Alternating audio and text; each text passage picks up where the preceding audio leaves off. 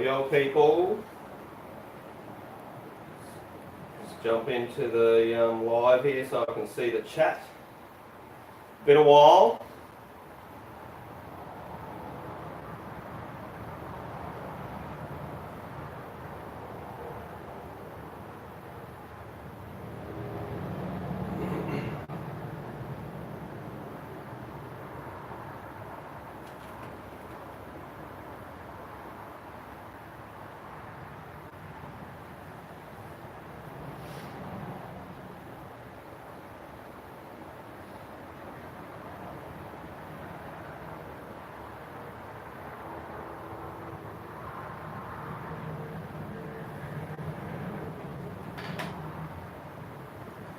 So just servicing the 450 today.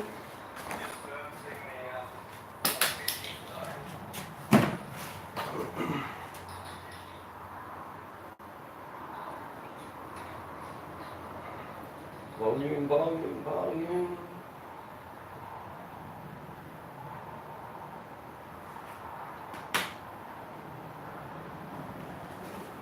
So just been over to Bike and Brew, the KTM dealer over in Maryborough, and picked up my Motor X Cross Power 4T. That's what I run in the 450.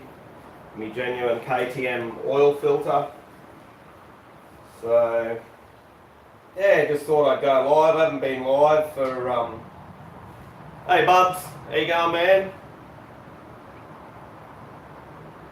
Yeah, so I haven't been live for quite a while because I've been spending all my spare time working on the ute. So as you can see, there's no ute in the shed anymore. It's out back on the road driving again. For those of you that's seen the couple of videos that I put up, the Progress one and also the walk around.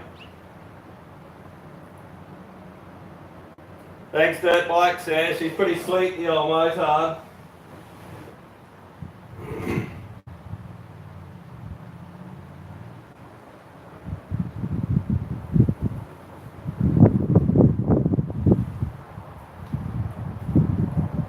So I'll just get a start while I'm talking to you. So I'll get this bash plate off and get this oil dropped.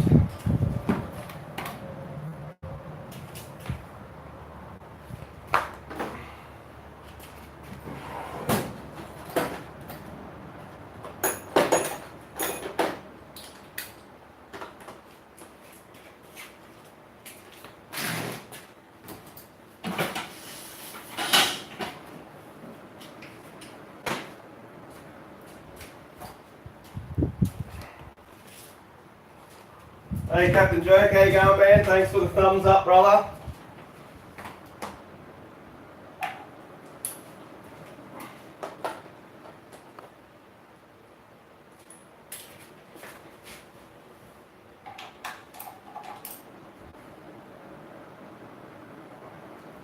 Hey Fuller Bear, how you going, man?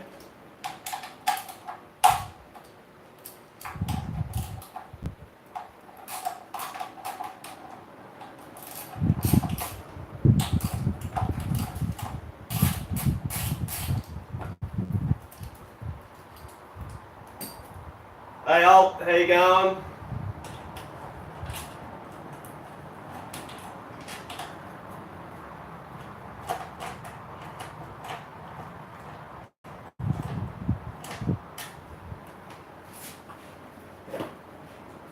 So just two 8mm bolts on that, drops that bash plate off.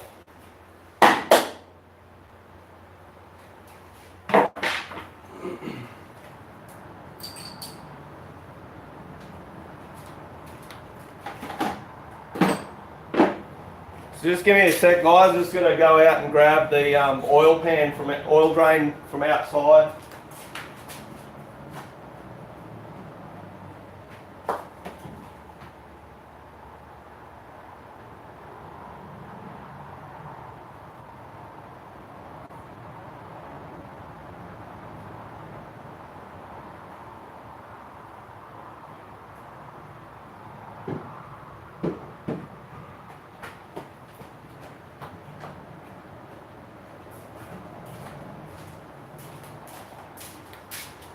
back. Let's get my oil drain container.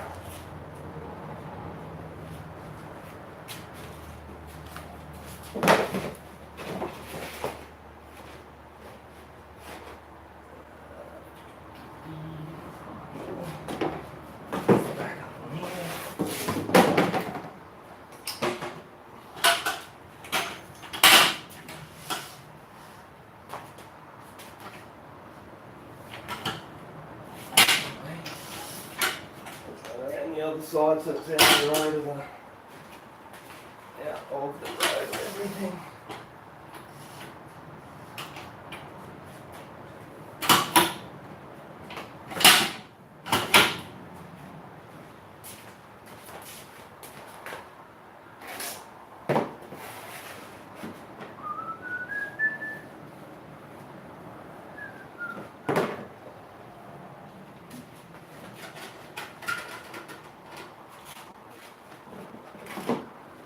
I'm pretty sure it's 13 mil on that.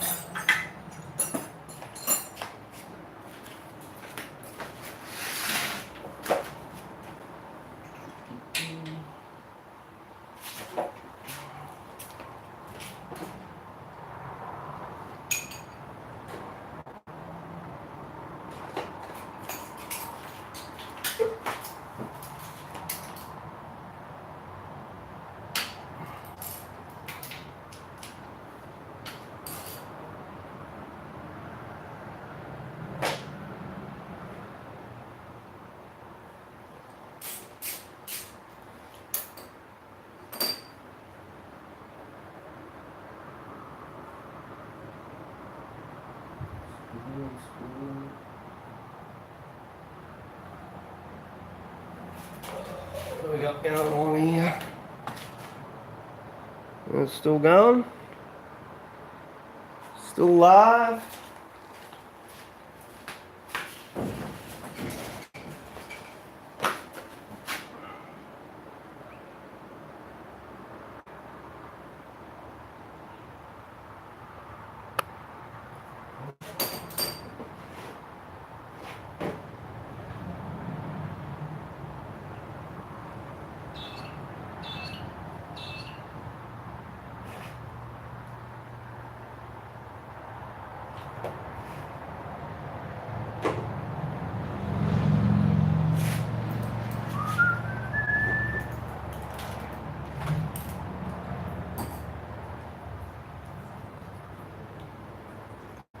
Hey Sam, how you going, brother?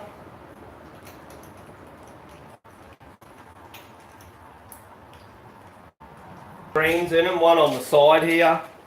So that's a screen that catches a lot of the larger stuff. Magnetic tip on the drain plug to catch any metal shavings and that come off any of the gears or anything.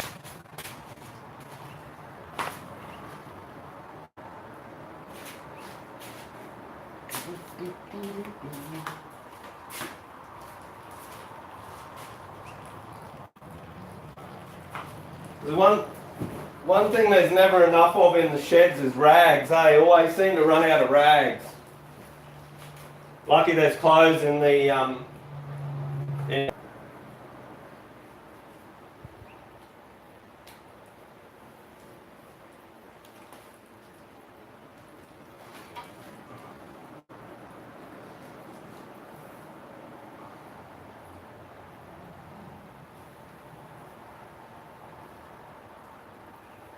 So they're both 13 mil, side by side. One drain plug with the magnet on it, and then the other bung with the screen on it in there.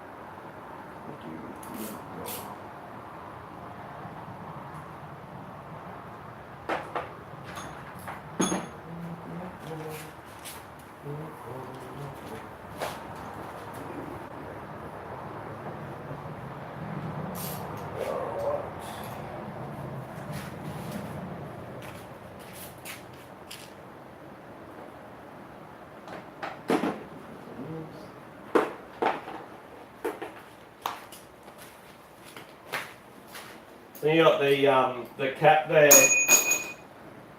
the cap on the oil filter in there. That's why I generally run two drain containers, because the one container doesn't cover both your bottom drain as well as where your filter comes out.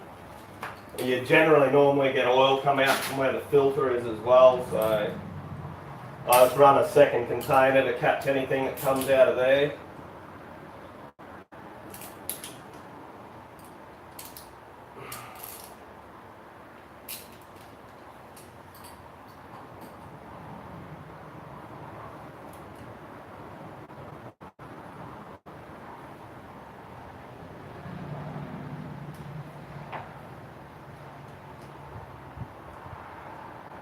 Good to have a bit of space back in the shed.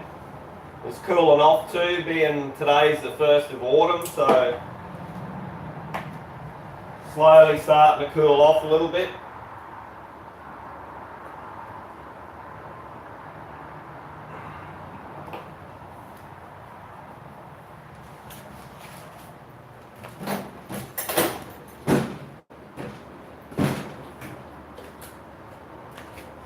So these filters, what have I got? So these filters, they sit quite snug in the hole in the block where they go.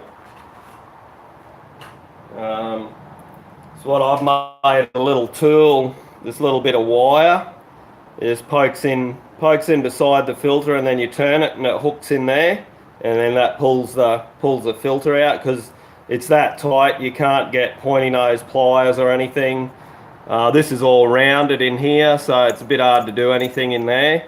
So yeah, I've made that up, slides in beside sideways, turn him, hook and pull it out. So seems to work a treat.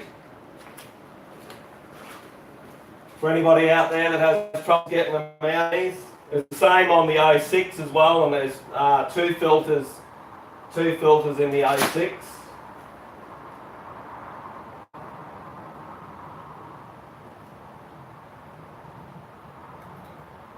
Simple as that.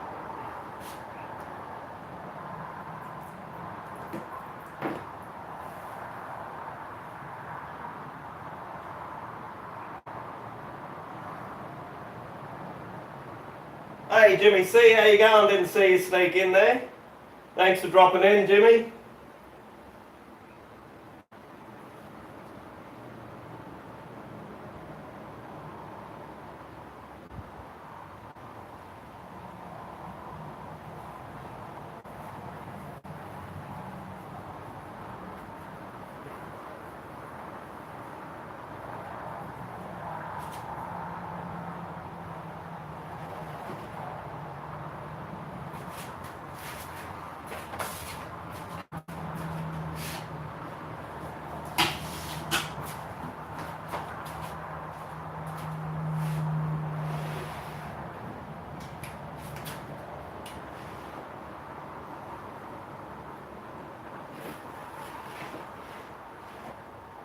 So normally lay the bike over to get all the oil out, and also there's another bung on the other side directly underneath the motor that has another little short screen in it. I'll show you that. You can't get at that with it on the bike stand, so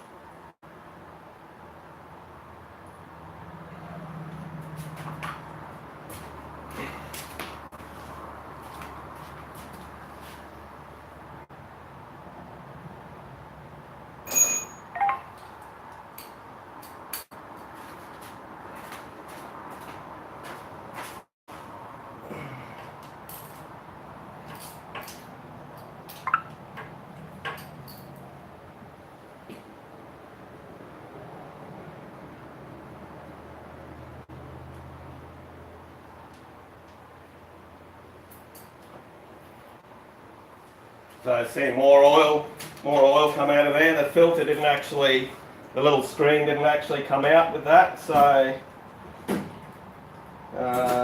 normally grab a pair of pointy nose and grab them out. So I've got pointy nose here still somewhere.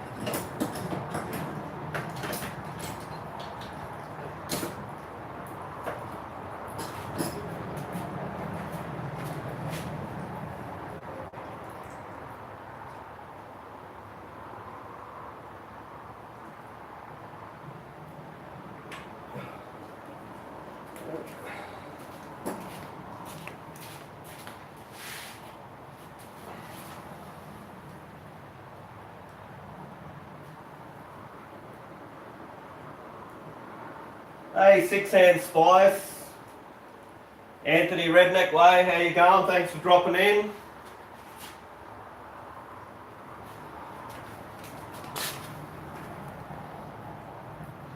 Obviously put my pointy nose down either in a different drawer or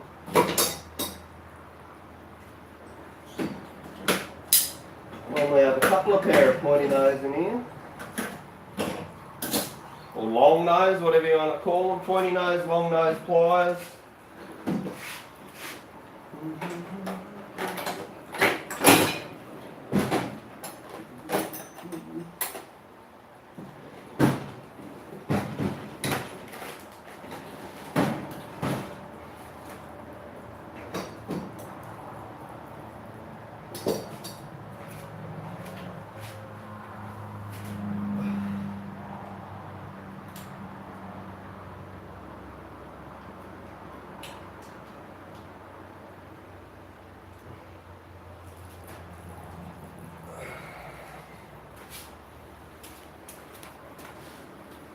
Let the oil finish coming out so I can see what I'm doing in there.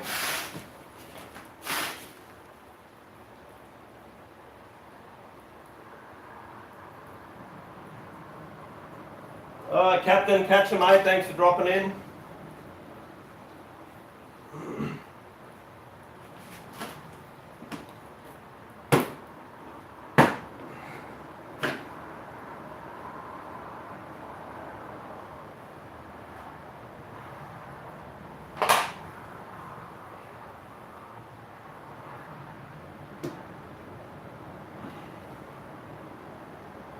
So yeah, cleaner doesn't look too bad after the last ride, but I'll normally give them a clean out.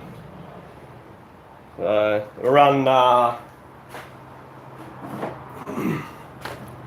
Motor X air filter oil in here, so it really catches everything. There's never generally any dust or anything in the actual air box behind the filter, so yeah, good gear that.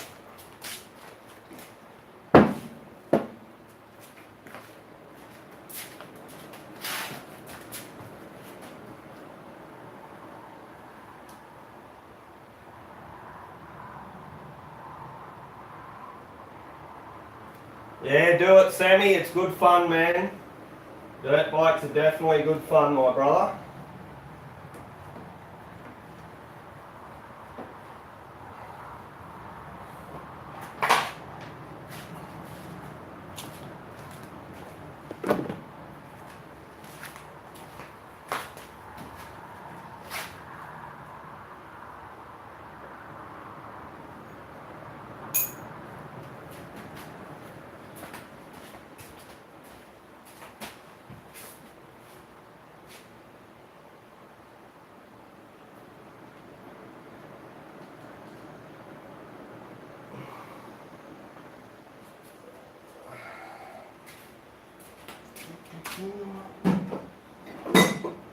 No idea what I've done with those pointy nose.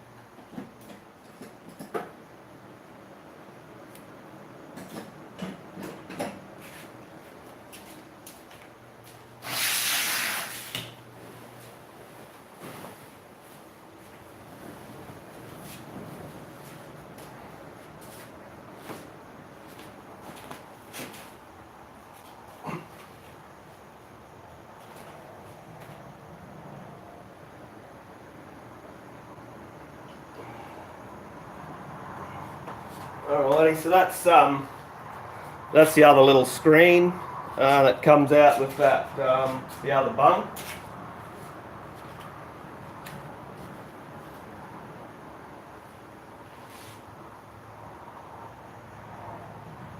So yeah, it gets the oil gets screened in two places in its travel around the motor.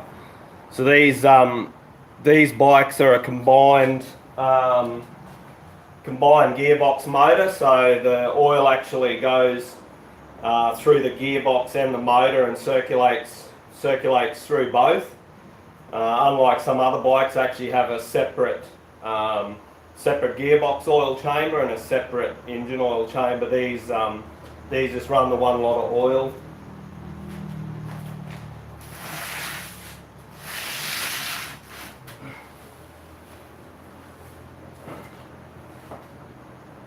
Hey Hazy, how you going, man? Thanks for dropping in. Good to see you, mate. I haven't watched your Death Nut Challenge video yet.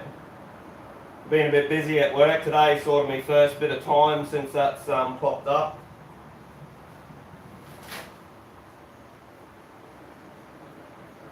Hey Doug, how are you, brother? Thanks for dropping in. Good to see you all.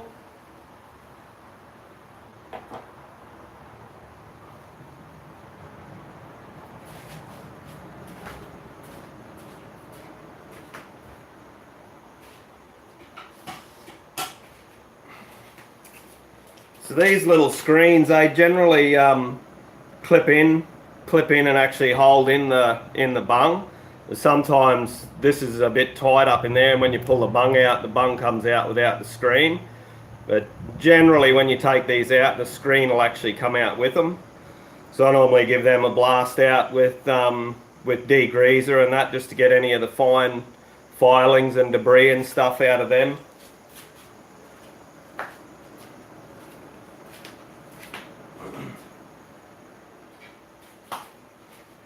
So the same with both of those. Give that a good hit, clean anything out of it. Make sure you clean the magnetic tip on the bung, on the drain plug. But yeah, normally just give them all a hit. If you got brake cleaner or degreaser, anything to loosen the particles and get them all cleaned up.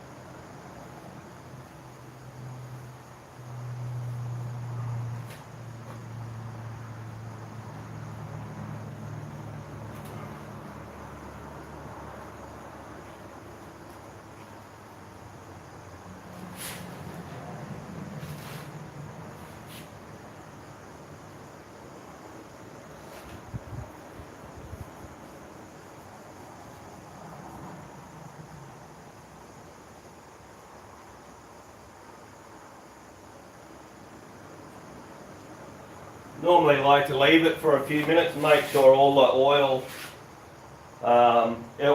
that can come out has come out. Normally do like the air cleaner and do those cleaning and that before I put the bungs and that back in.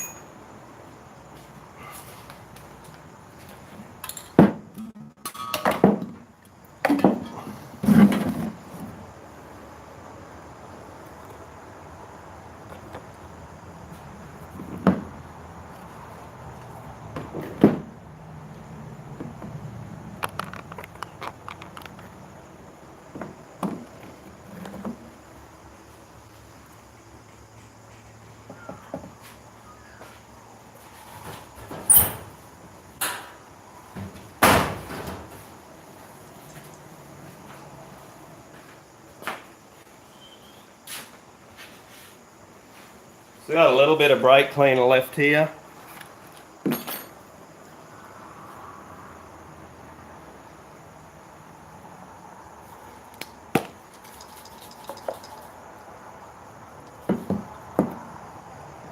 So you just pull the screen out of its little bung.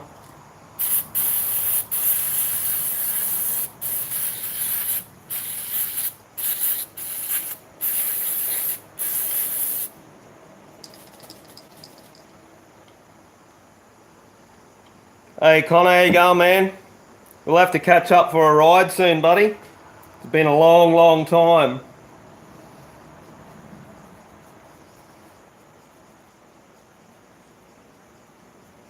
Thanks, Polar Bear. Yep, hit that like button, share the love.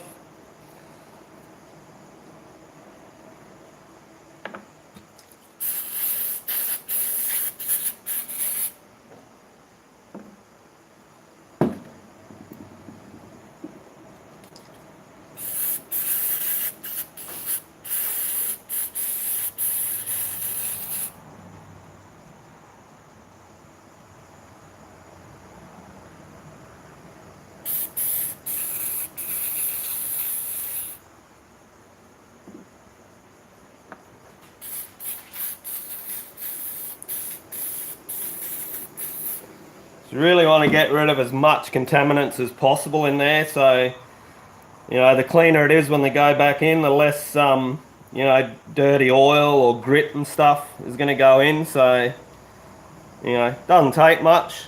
Give it a good hit up, get it all nice and clean, make sure everything's off it.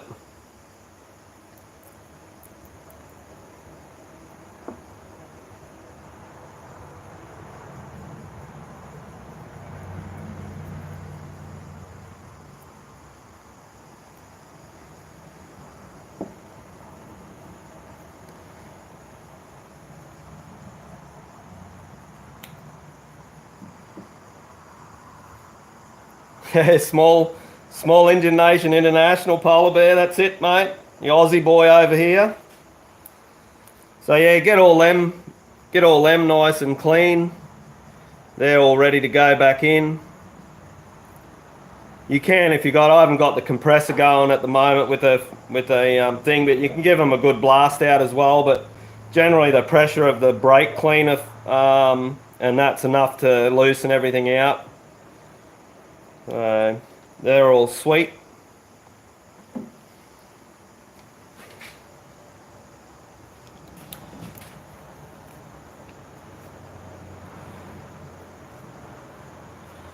Flick me through a message, Connor, and I'll see if we can sort something out, man. So these also, they have an O-ring on there, so just check and make sure there's no scores or anything on your O-ring that'll cause may cause a weep.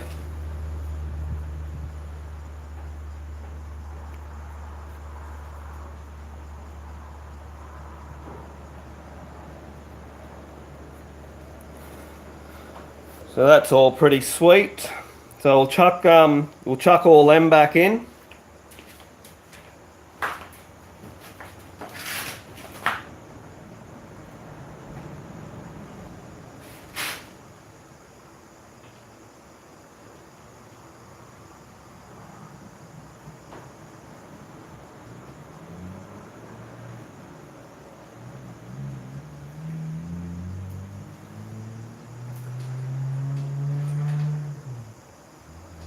Just make sure you get these threads well started by finger as well. Like, the last thing you want to do is have them cross-threaded and then get a spanner on it, and because all the block and the casing and everything's all alloy.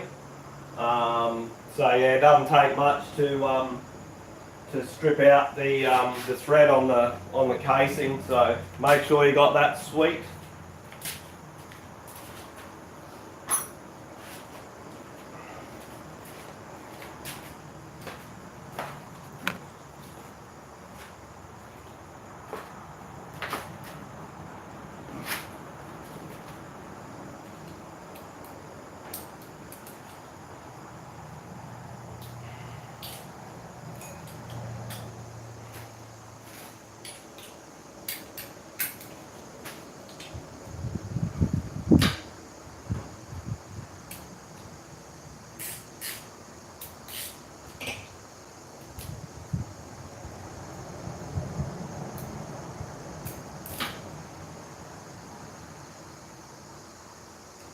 And don't over tighten them either, because they, for some reason, obviously with the expansion and contraction of the metal in there, over time these actually tighten up on their own. So if you go and crank them, over tighten them or tighten them too tight, when it comes time to try and undo them, especially on some of these alloy ones, if they're tight, you'll end up stripping the head off the bolt. When I first bought this 06, the drain plug on the bottom of that had been stripped. I ended up having to get a ring open-ended spanner, and I had to actually put the spanner on the plug, and I actually had to weld the spanner to the actual drain plug to be able to get it undone, because it was completely rounded off when I bought that. So yeah.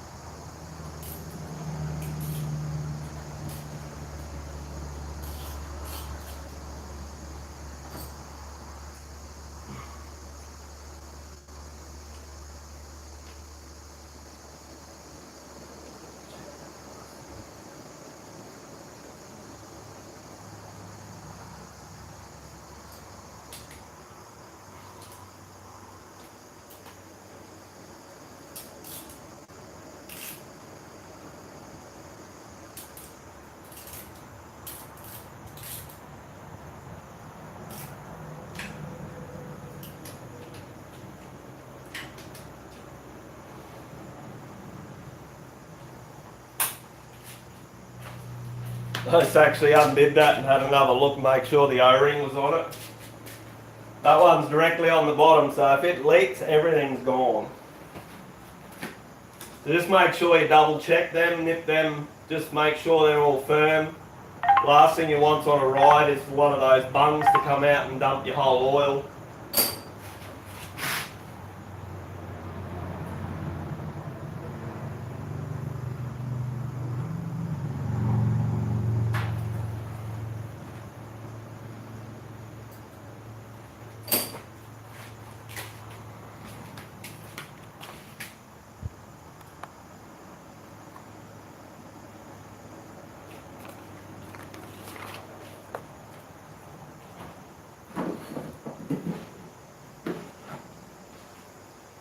So I normally fill the filter up with oil and then put it in. That way that's primed, ready to go. So there's already oil in there. When you start the bike up for the first time, it's not waiting on the oil to come up. This has got oil in here, so you get oil pressure up a lot quicker by filling that oil filter up before you put it in.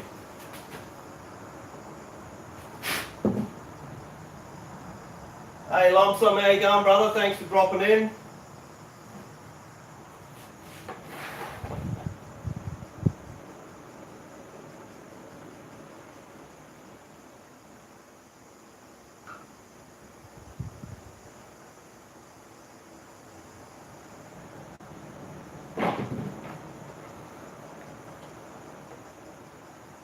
If you're normally quick enough, you can get it filled and get it in before oil starts seeping out the filter.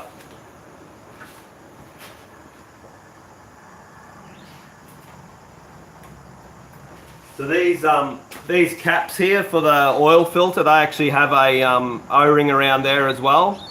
So you just want to make sure you check that for any damage. Some of the filters, one of the filters on the old 06 used to come with an O-ring every time you bought the filter, but yeah, so just make sure they're all good and sitting in place properly before you bolt the cap back over the oil filter.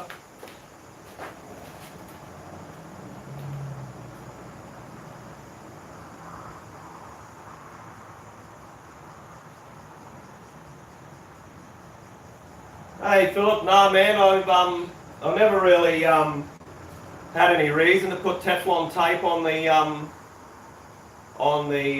bungs or anything. I just find that the sub plug washer that goes on, if you replace that regularly, and also the other bungs have the O-ring on them, so I've never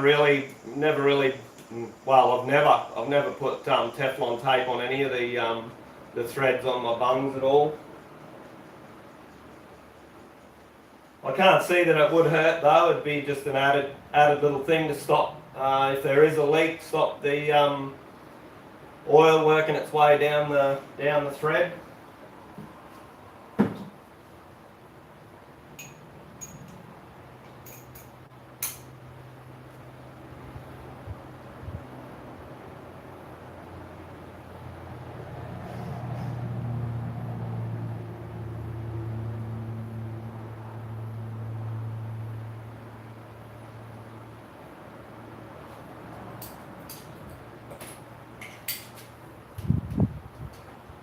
It's the same deal with these guys, just make sure you don't over tighten them, hey, like, you know, once upon a time with the old cast heads and blocks and that, you know, you could pretty much reef on them and you got no dramas, but these alloy casings just, yeah, nice and light and I think dissipate heat well, but yeah, it can be fragile.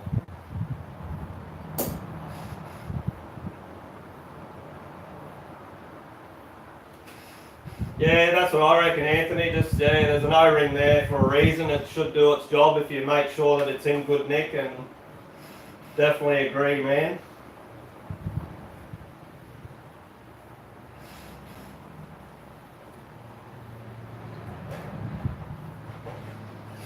Alright, so should be done with these oil containers.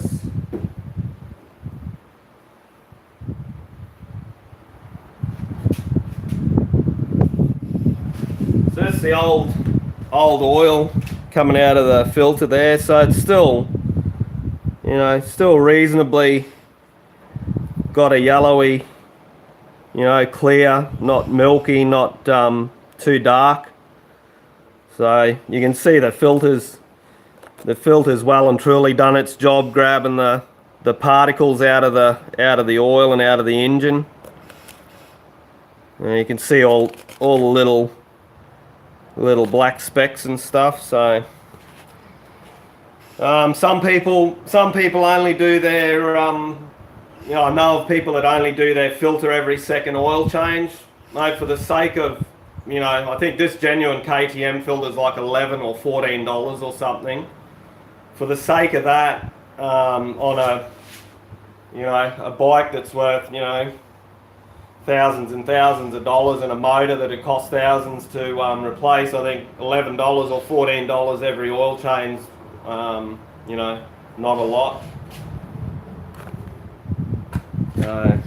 Anyway, that's just my, you know, air cleaner cleaned after every ride, oil done. I do my oil every 10 hours. Like I do a little bit of harsh riding, but we, you know, I believe every 5 hours is like race conditions, but I do every 10 hours. That's just what I do. So.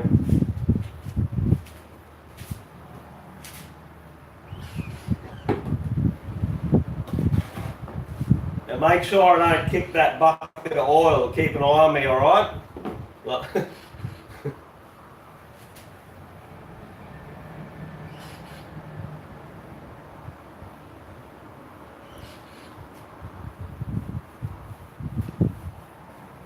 Alright, so bungs are all in, checked. So time to, I'm getting back on the stand and get some oil into it.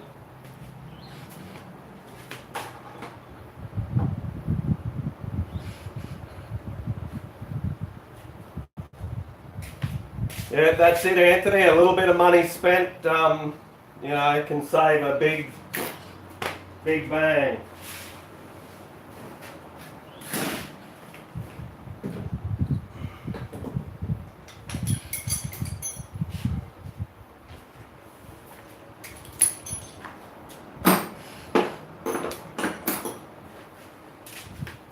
I've actually got filters there and that for the 06 for the motard as well. So it's due for a service. So while I'm going, I'll probably do it as well. But I'll finish the 2017 first, and then I'll load it up and have a crack at it.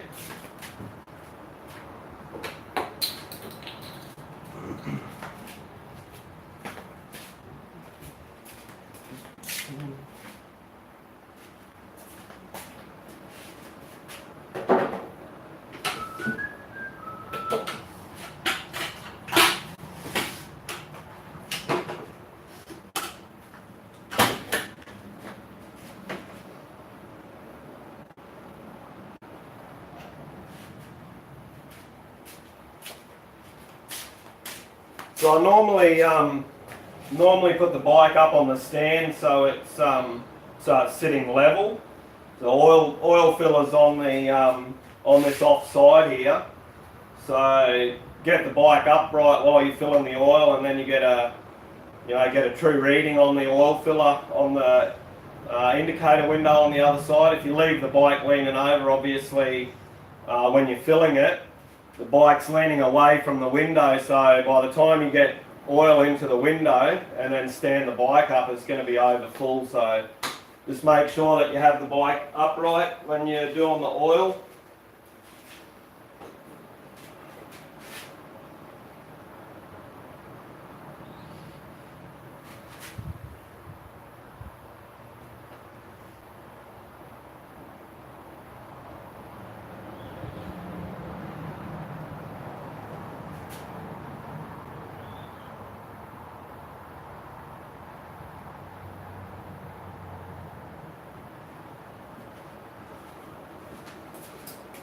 So I run the, I don't know whether I said that at the beginning, but I run the Motorex Cross Power 4T. It's a 10W50, fully synthetic oil. So I was running that the whole time that I was riding the 06 Enduro, and I'm still running that now in it as a road bike. Great oil, seems to last. Yeah. I'm wrapped with that one, so I'll keep running that.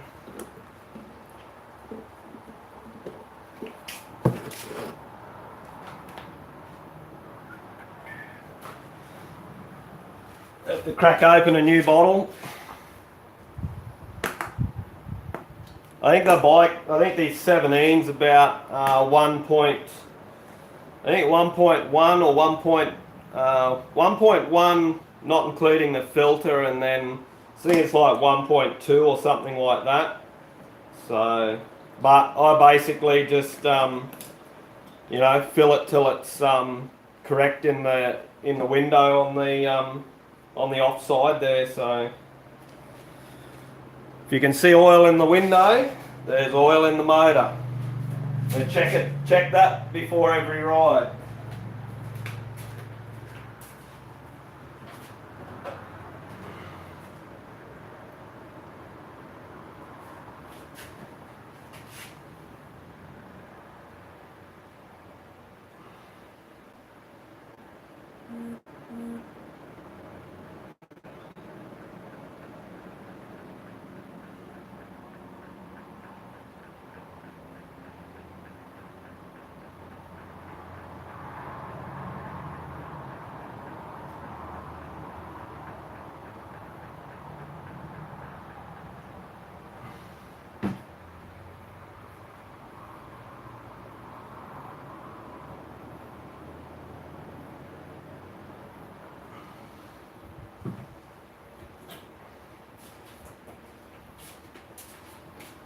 I do normally keep an indicator on here, so I have like a starting point, so I actually can tell how much oil I have put in.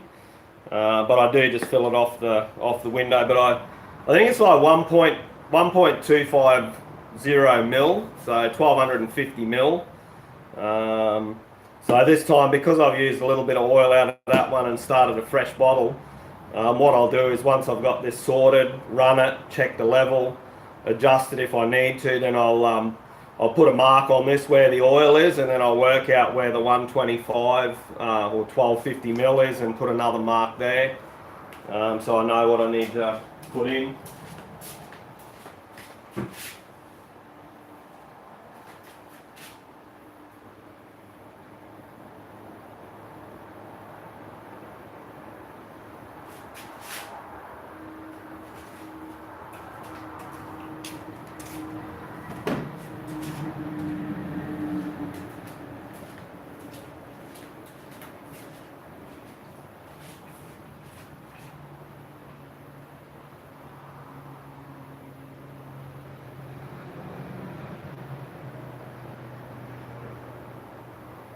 Yeah, Philip, I've never had, same deal, man. I've never had an oil bung, you know, filler, whatever you want to call it. I've never had any of them vibrate loose, man. So, but then again, in saying that, I normally replace them. I don't, you know, I don't let them go long periods of time. I actually replace. They're not there to replace the actual bungs themselves to get, you know, nice new thread in that. So, but I hear what you're saying, man. I completely understand. Just not something that I intend on doing. But I can understand if you know that you've tightened your bungs up and had them come loose, then it's a bit of a worry. I'd probably put Teflon tape on them to get me out of trouble until I actually bought a new bung. Or a new sump plug, bung, whatever you want to call it.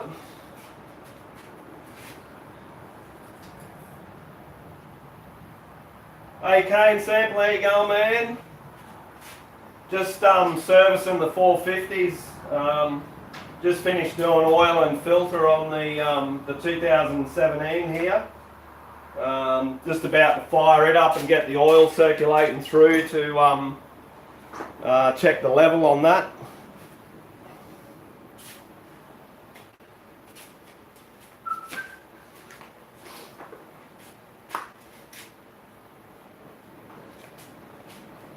Just something that I do too, I normally make sure that I have the air cleaner on the bike when I start it. It just, you know, it avoids the chance of something going into the actual, into the intake.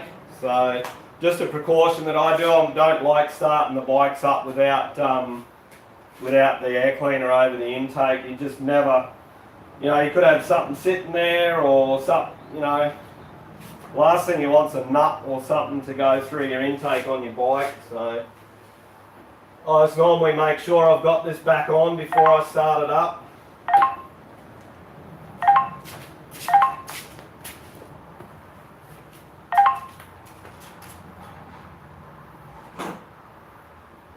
Ah, awesome, Kane. Hey, Mrs. Go-Karts, thanks for dropping in. Been getting into those burnouts lately on the little mini bike and that, eh? Good to see you getting involved with Nate and the boys. Good to see. Alright, I'm just going to fire this up to get this oil running through so I can check the oil level. Hopefully it starts. I haven't ridden it since the 9th of Feb, so we'll see what happens. Just check that the oil filler cap's on, because the last thing you want is oil to come spewing out of there. Everything's all on, sweet, sweet.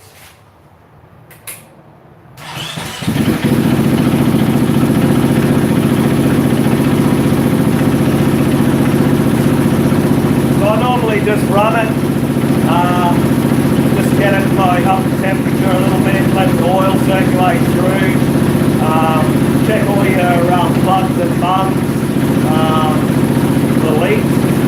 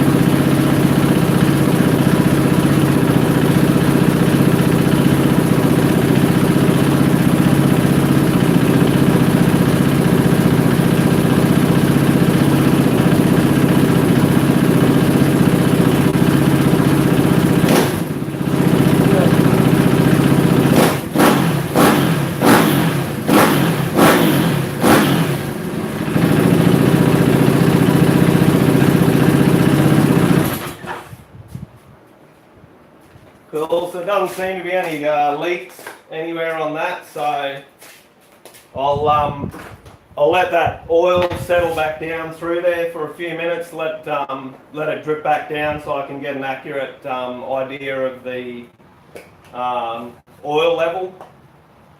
So I'm big on my Motorex products. They're a little bit more expensive, but I find them to be really, really good. So I use a Motorex off-road chain lube. Great product. It doesn't it doesn't spray up over everything like a lot of those other products do. I know people that use white lithium grease. I know people that use silicon spray. Some use WD. You just got to be careful that what you use doesn't leave a sticky residue, because basically that'll attract the dust and dirt. And what happens is the dust and dirt goes around through all your sprockets and everything, and wears your chain and sprockets quicker than what they normally would. So I run this one. It's off-road one specifically. It's full synthetic, designed for off-road in the mud and in the dirt. So can't remember what I paid for it, but a can goes a long way. They also do a little one as well that you can chuck in your backpack and take away with you if you're going on a ride. But I do it before I ride, and normally a day or so or a week before, to just make sure that it's had time to penetrate in anyway. So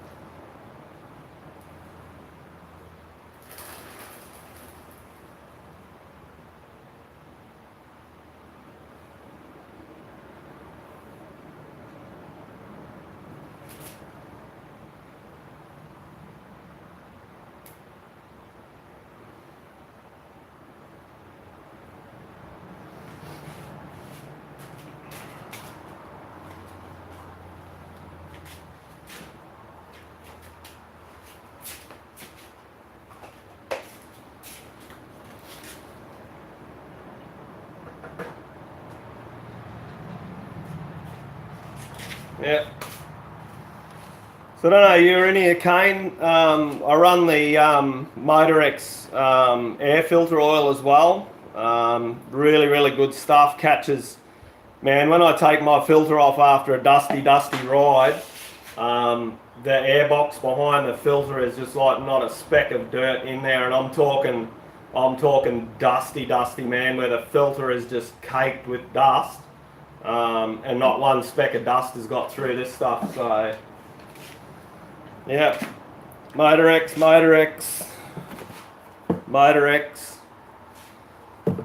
genuine KTM filters, genuine KTM air cleaner. Well worth the money spent.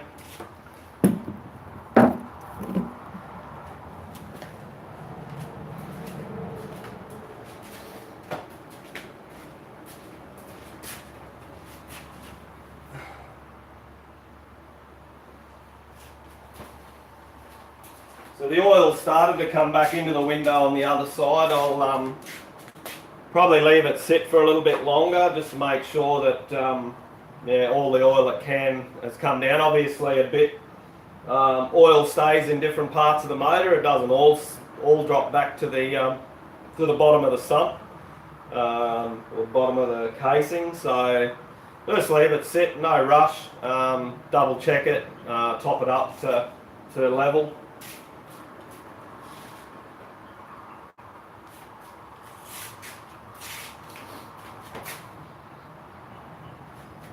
What I might do, I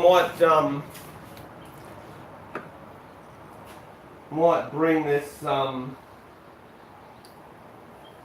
start on this Supermoto. Bring it in here a little bit and drop the oil and filter out of it.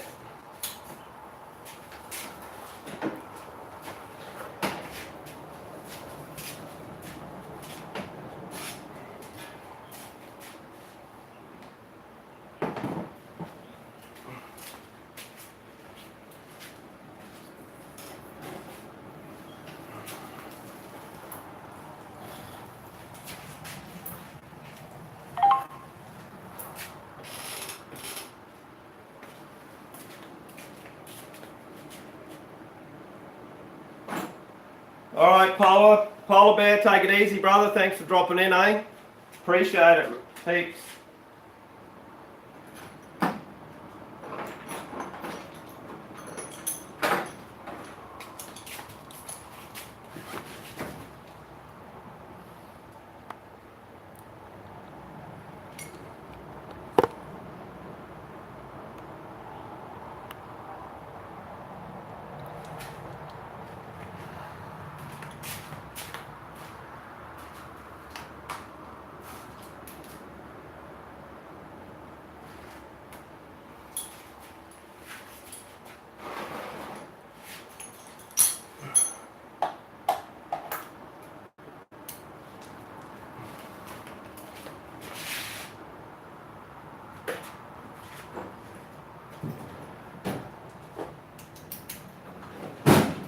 So this old girl's got a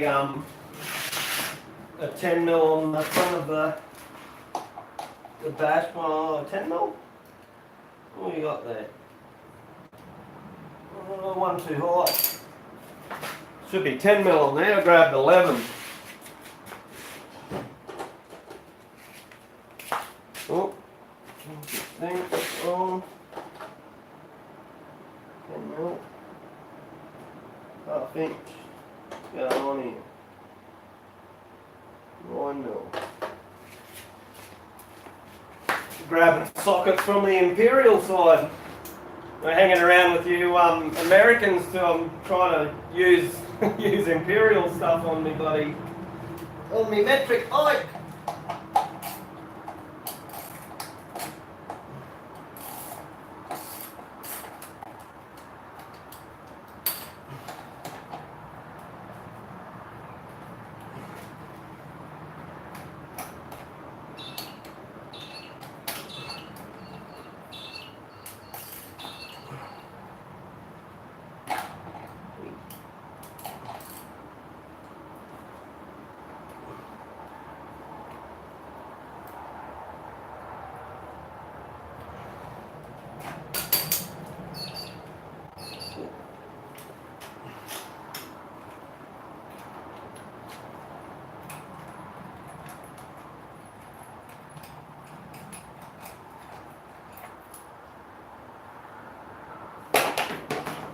So only one bolt in this to get the bash plate off this one.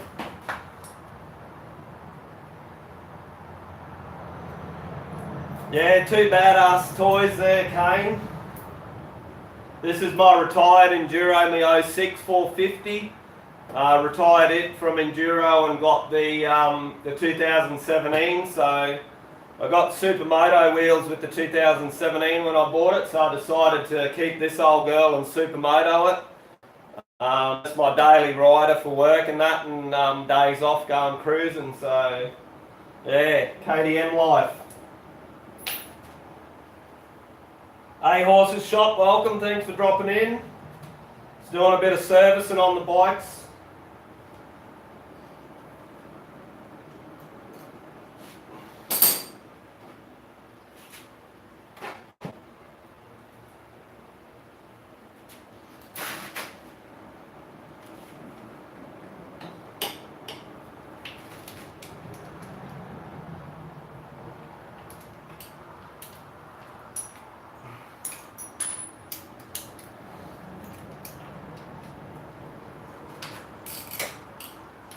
So the same on these. The bung on the side here is 13mm on this.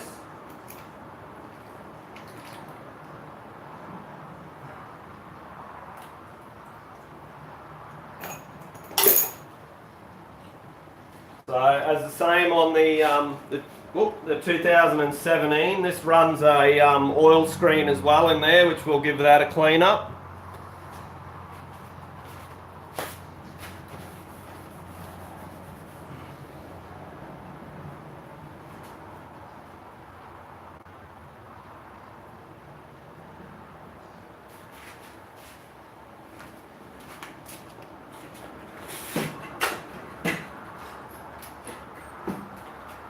So I bought a new, I was telling you earlier that the bottom bung on this 2006, the bottom bung was stripped when I bought it, and I had to weld a ring open end, or had to weld a ring spanner onto the nut to actually get it undone.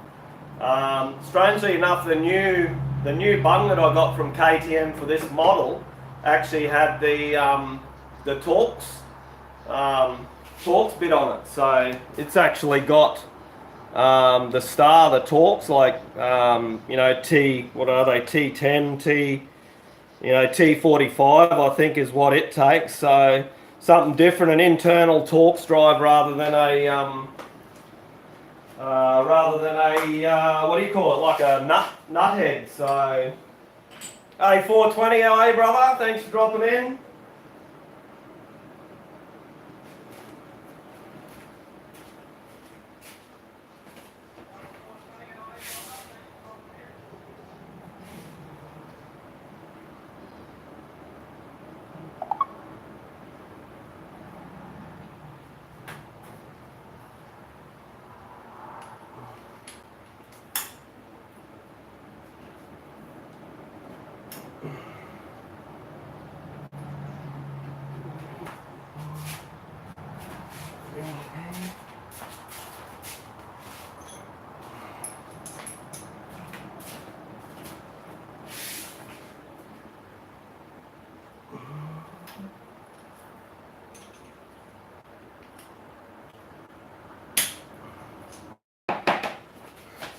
You love dropping your tool in the in the oil bucket. Well, I'll stop him from rusting anyway.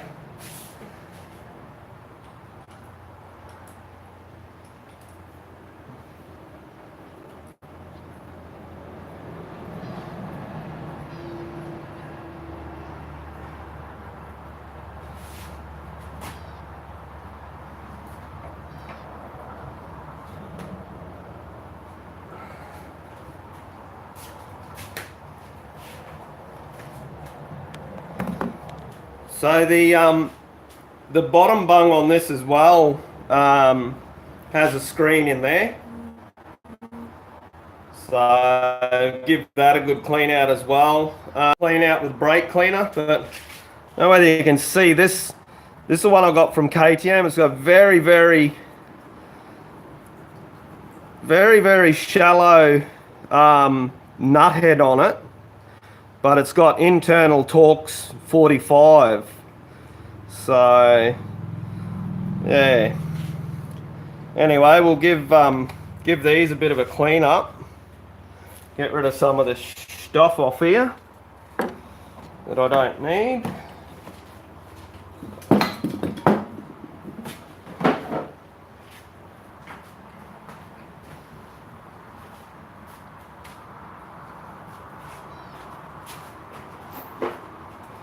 Get rid of this bit of plastic off here that I think's sitting into the camera there, giving a little bit of a blurry spot.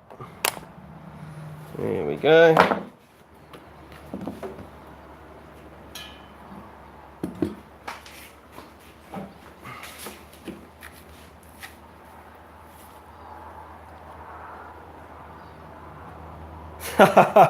Oh, it's a crack up 420. Last place you think to look for it in your oil drain pan.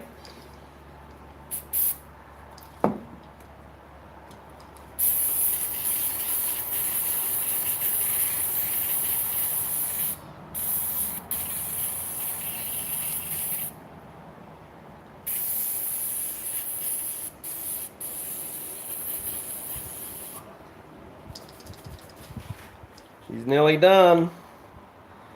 Nearly done.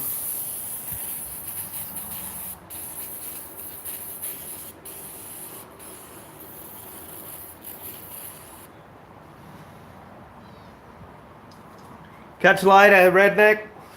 Thanks for dropping in, brother. Appreciate you hanging out.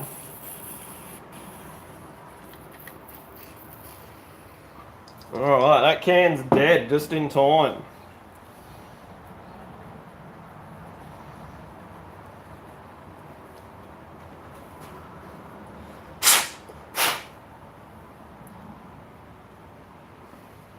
So once again, these have got little O-rings on here as well. So just make sure they're all sweet, they're not cracked or anything. This one has one each end. So you can see I've replaced another. I think I might have either broke it or something, but I keep spares of these. I've got spares. I keep them in my toolbox just in case I break one when servicing or find something. So it's always handy to keep those little things. Like this one here's got O-ring both ends as well. So there and there. So this screen's once again, this screen's only you know, bought this brand new, and I did rebuilt the top end just to make sure that everything was sweet.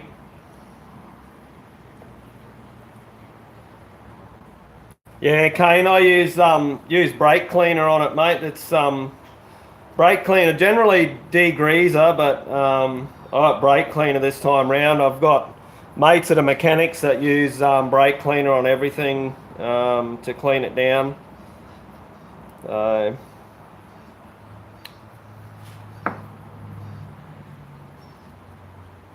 don't even actually keep carby cleaner. I think ever since I sold me me 308 HZ Ute, I haven't had carby cleaner since.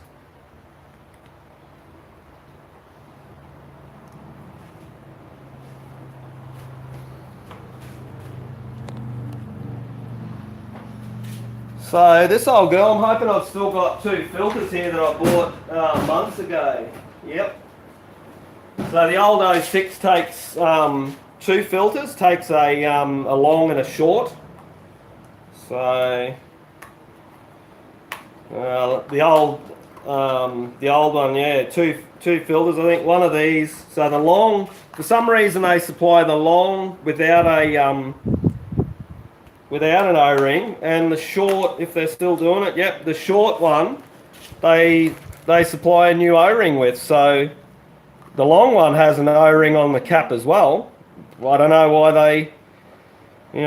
they don't replace both, or like give you a new one in both. So anyhow, I've got a surplus of these because I don't replace them every time I do the filter.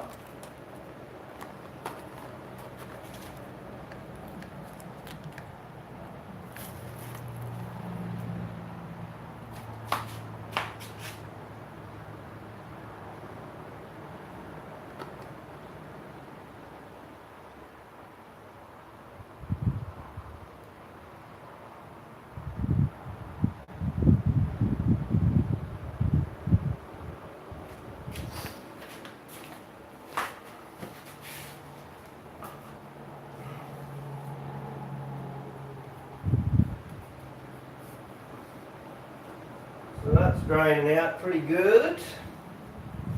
So we'll get these oil filters out of here.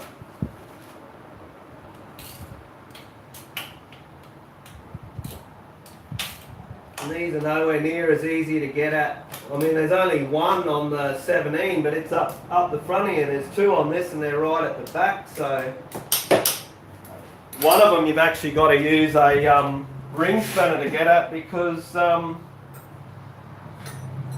where it's located behind the frame. Oh shit! So get a little 8mm in there to undo that.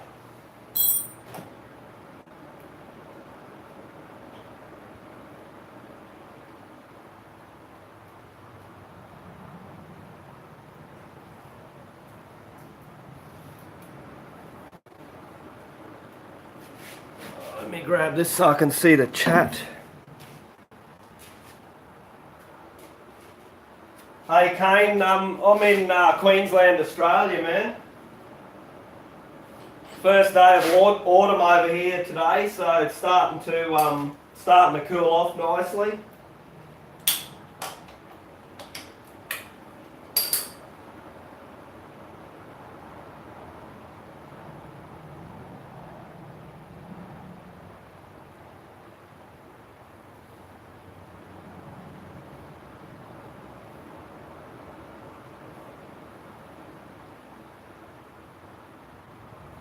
So getting the 2017 all serviced up as we're heading out to a track we haven't been to for a while. About 45 minutes drive from here.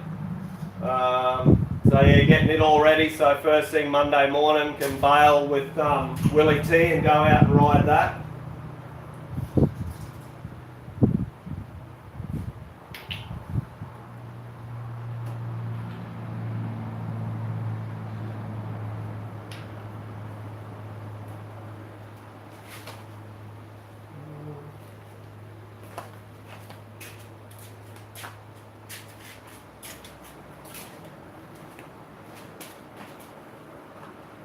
So I got me specialty little tool for those of you that weren't in here before that have popped in since. These filters, when they go into the housing, into the casing, there's minimal clearance around the outside of these filters, so you can't get like pointy nose or anything. And this is all rounded in here, so you can't do anything there. So I made up this little tool out of a bit of wire. So this is just right that it can sneak in between the casing and the filter.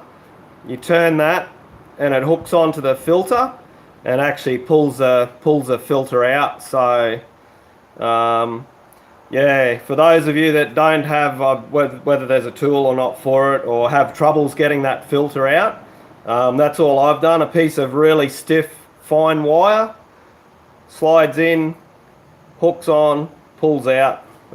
Works a treat.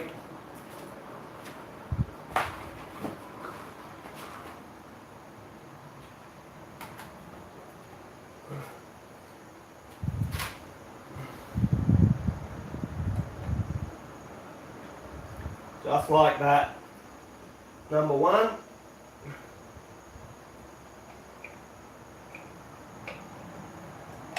Number two. Done.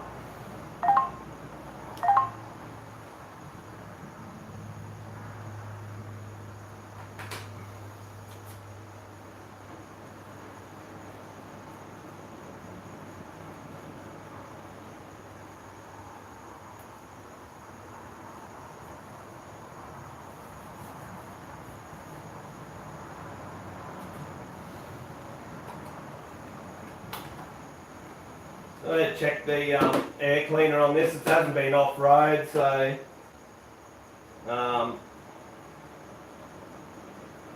only ride this to and from work and that, so it doesn't get a lot of dust in here. But normally give it a bit of a check. I still run the Motor X air filter oil on it, just that, you know, it's still going to get dust, but not to the level of when you're out enduro riding. So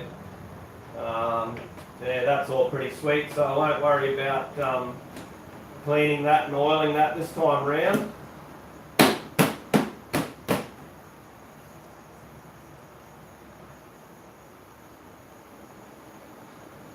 Sweet Pennsylvania, eh? So yeah, 3 inches of snow, a bit hard to go riding when you got that, mate. Have you got a YouTube channel, Kane?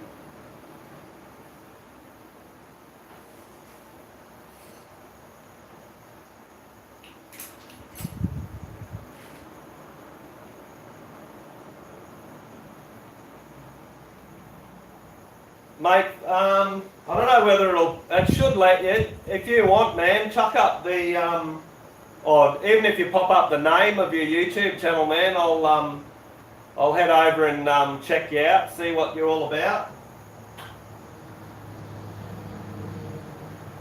I'm not sure whether I have subbed you. Your name, for some reason, your name isn't doesn't ring any bells, but I'll certainly head over and check you out, man. But chuck your chuck your channel up in here for other people. Or for those of you that want, just click on his little picture and head over and see what he's about. Same for everyone in here, just check each other out if you're into what they do. You know, if not, no love lost. But I'm sub to a lot of different channels on here. Music, Hazy Days, I sub to him. He does a lot of original music and challenges and stuff like that. Sub to a lot of other moto channels. Yeah, and I do go and visit all of them. Like, I don't just, you know, for the sake of, you know, doing what they do just to get your numbers up. I actually, the ones that I, you know, commit to, I watch their stuff, I go into their lives, and, you know, pointless doing it if you don't otherwise.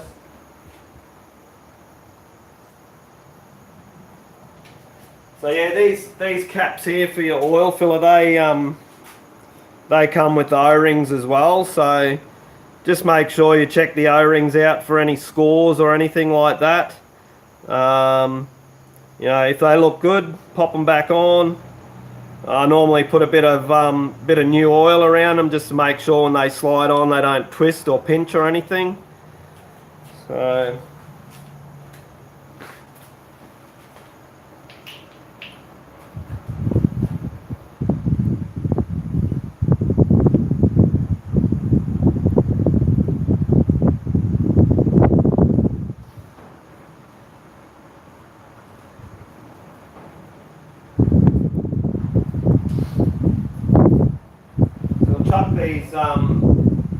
chuck these screens and bungs back in.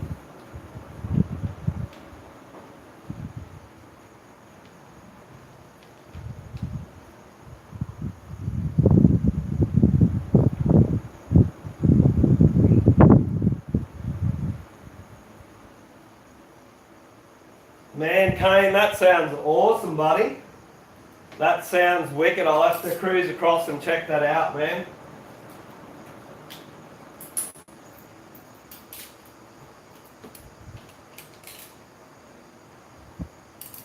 Hey MSL, how you going?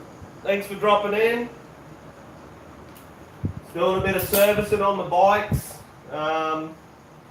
Just done the 2017. I just got to check the oil level on that since I've just started it and run it after filling it. Just doing the Supermoto now. Just getting ready to put the new filters and the oil back in this old girl.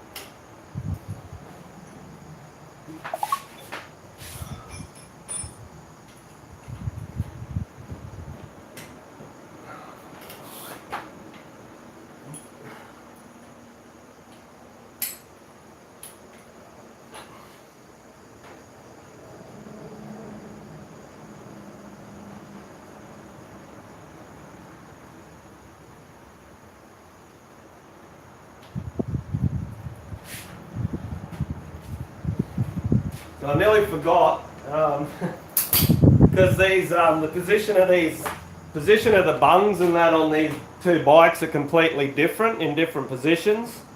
I nearly forgot the actual the sump plug on this one at the very back. So yeah, it's got the magnetic tip on it that catches all your metal shavings and filings and stuff. So you want to make sure you get it out and give it a good clean, because that's your best friend there, helping catch any filings and wearings. And being that this old girl's 13 years old now, and I think it's clocked up about 20,000 Ks on the about 20,000 on the bottom end. Rebuilt the top end at 13,000. So yeah, really need to make sure I baby this old girl and yeah, keep good oil in it, and so make sure you check your sump plug washer. I think I replaced that one 2 or 3 services ago, so it should be, you know, I don't replace them every service because it gets a bit expensive. Well, not expensive, but you know, I normally get my filters and that, so I don't have to go to the shop. But anyway, I don't do it every service. I do it every 4 or 5 services thereabouts. So.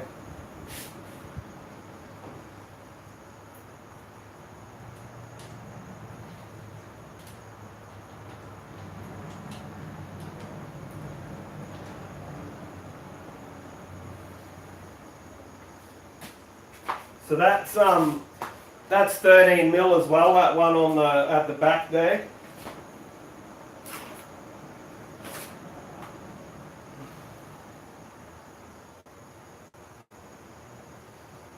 Yeah, thanks MSL. These are my babies.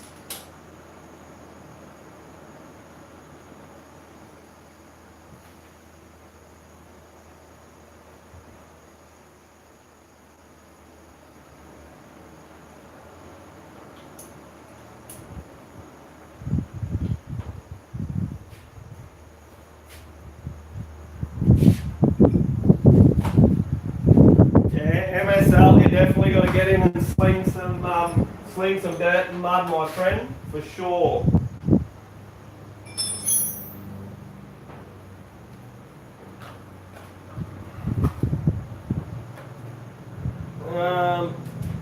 So once again, these guys here, like I was saying earlier on the 2017, I fill the filters with fresh oil before I put them in, just so they're primed, ready to go.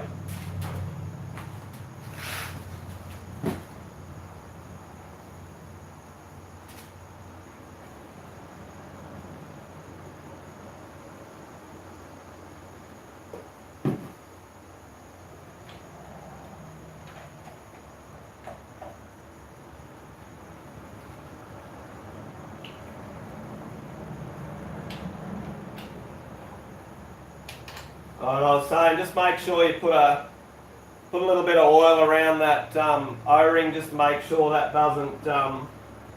doesn't twist or grab when you put that cap back on.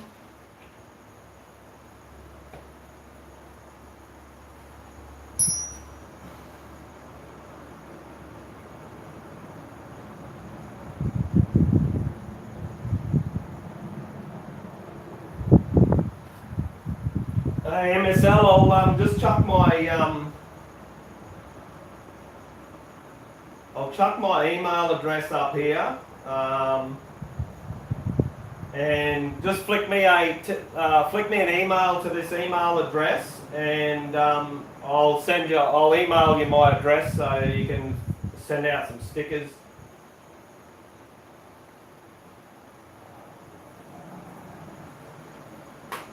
Just let me know when you got it, MSL, and I'll take that link down, take that email address down.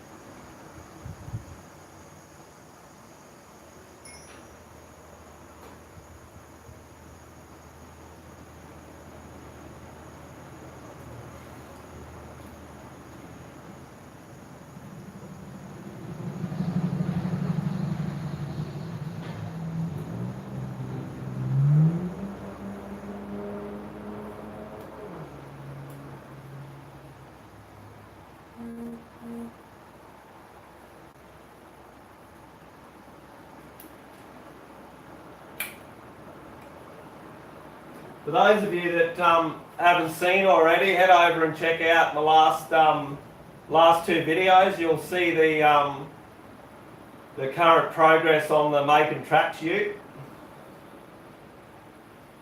I've got some new stuff coming for it as well. Willie T's hooked me up with something really sweet for it, but I won't. I'll do a reveal on that once that's on the ute. It's going to be something that's going to really transform the appearance of that.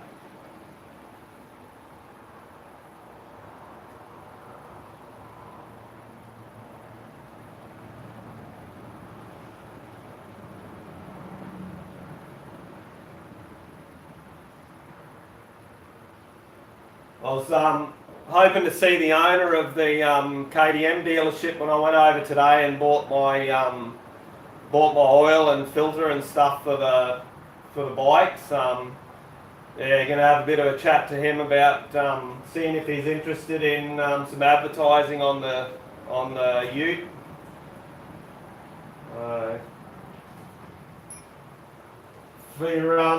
For those of you that haven't seen the video of the ute yet, you'll understand why when you have a look at the video. You'll see why it might be in his interest to do some advertising on the ute.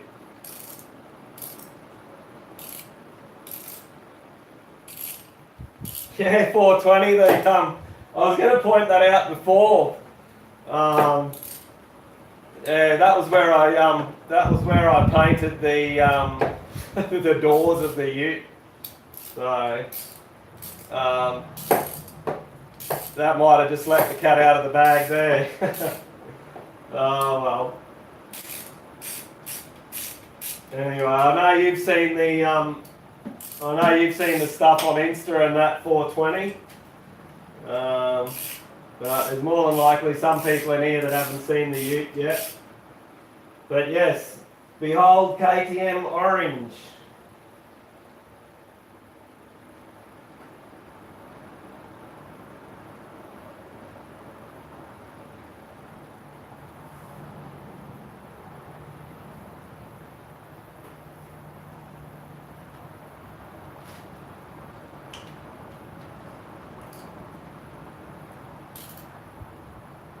So what have you only ever seen one of in person, Kane?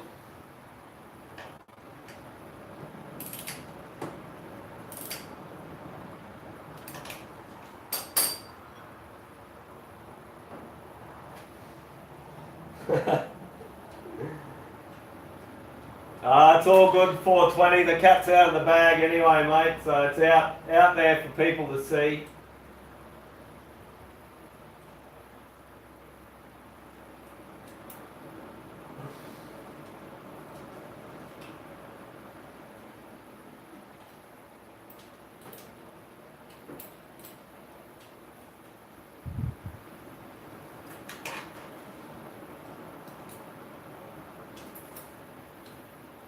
Alright, filters full back in, bungs all in.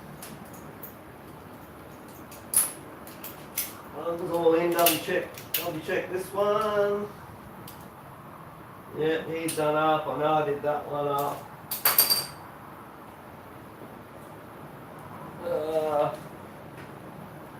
I'll double check that anyway, doesn't hurt, takes a couple of seconds to Where's me 13? There's me 13. It takes a couple of seconds to check that it's tight. It takes a lot of money to replace a blown motor if you dump your oil. So,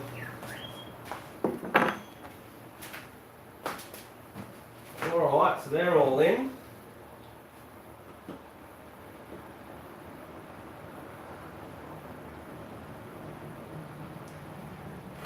They are all in. That's done. Double check this. Where's my little mate under here? Check that he's done. Wherever he's gone, there he is.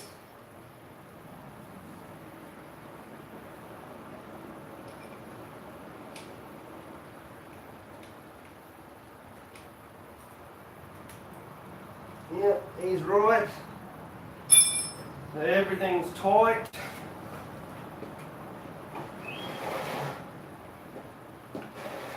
Out of the road.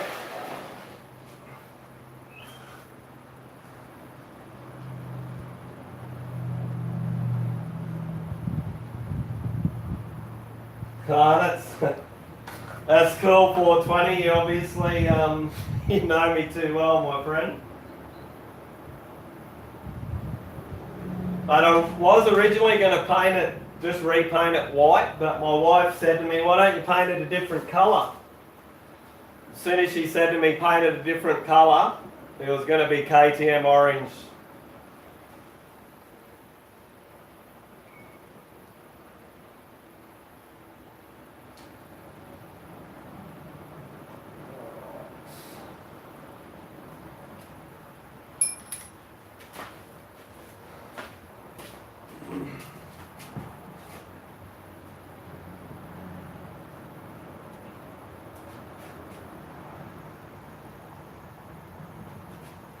Yeah, she's pretty good like that, like, yeah.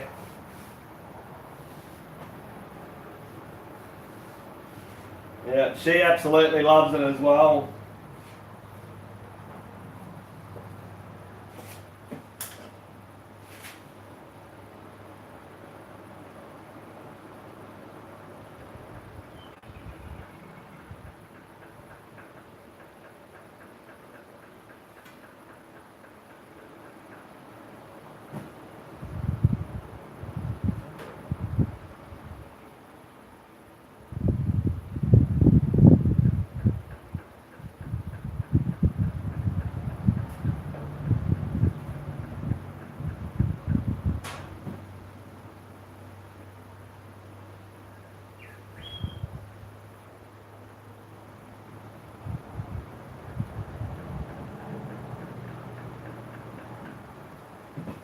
Make sure you remind me, I ought to put the pull the battery out of this and put the battery on charge, because it's the short trips to work's not enough to keep the charge in it, unfortunately. So make sure you remind me when I'm done with this to pull the battery out and charge the battery up, please.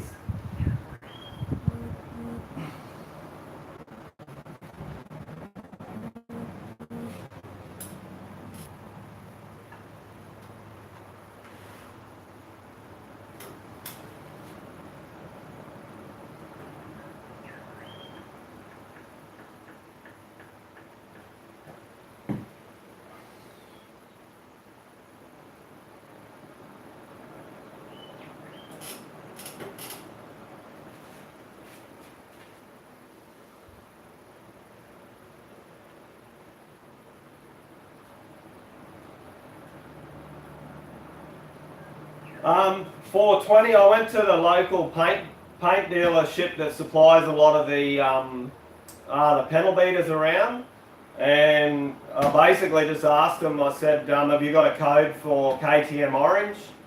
And they looked it up, and yeah, the Ute is the product of KTM orange. I've got the tin here. I don't know if they put the code on it. I don't know whether that code is for everything, but if you can see that. So KTM orange top coat. So that might be their brand, their code, but KTM dot. We'll get that to focus again. KTM dot SY001.1. So KTM orange. And that's Baslac 2-pack.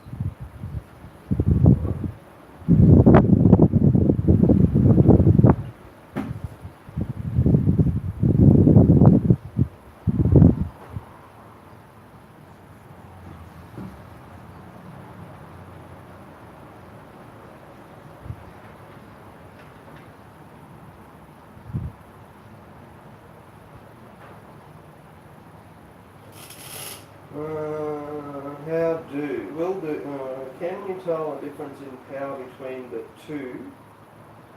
One carb or one EFI, right? 420. Basically, man, the carby. How could I say it? The carby's not as responsive as the EFI. The EFI, man, you start to roll that throttle on and it's there and it's just really, really responsive. The old 06, the carby, obviously with your tuning, you got to tune it for either better at bottom end and not so good top end, or if you like riding fast, you to tune it better at your top end and not so good at the bottom end, which generally gives you a bit of a flat spot off takeoff. You can tune it half and half, or tune it for mid-range, but you'll generally have still a little bit of a flat dead spot on fast instant acceleration, and not so good at the top end, but your mid-range will be really, really good. But man, the EFI on this 2017, mate, absolutely love it, love it, love it.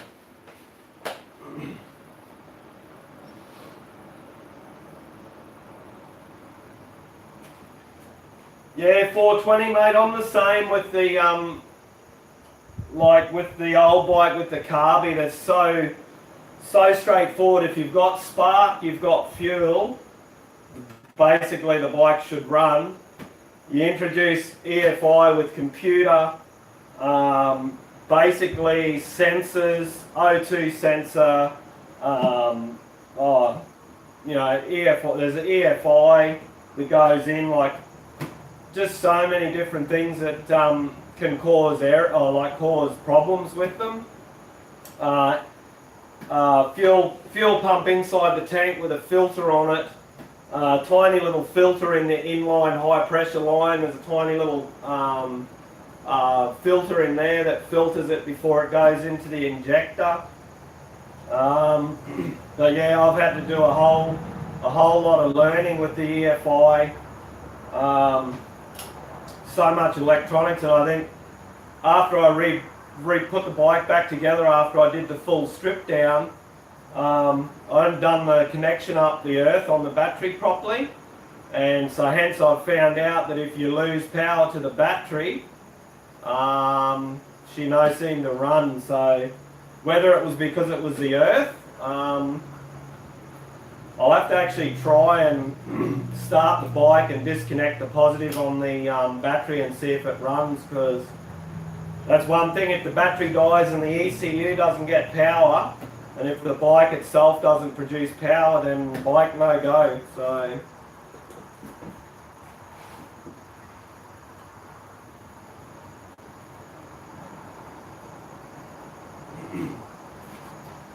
yeah, I know what you're talking about, man. Alright guys, I'm just going to start this old 06 up to get the oil pumping through it so I can check it.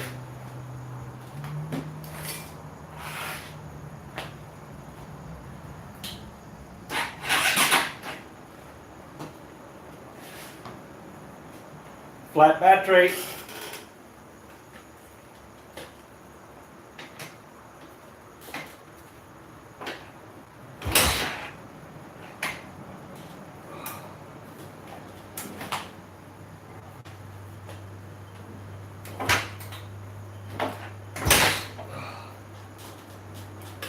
Not so good in thongs, but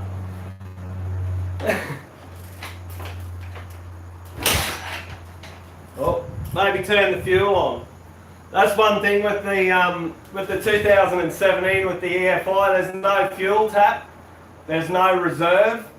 You would have seen one of my earlier videos not long ago. I actually ran out of fuel on the 2017 on the way home from a ride because I hadn't realised that the fuel light had come on. I'm so used to the old 06 where you start running out of fuel. When you hit reserve, you flick it over to reserve, you know it's time to go home. Looked down on the 2017, fuel light was on. Had no idea how long it had been on for. and ran out of fuel on the way home from a ride. So yeah, so hence I always forget to turn the fuel on this because that doesn't have a fuel tap.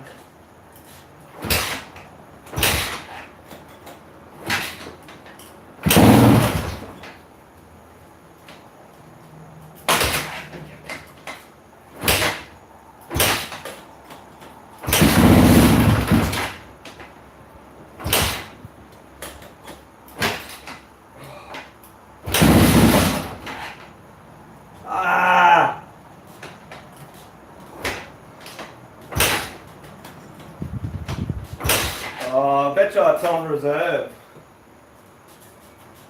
Yep, that's why it's not going. It's on reserve already from when I come home from work the other day.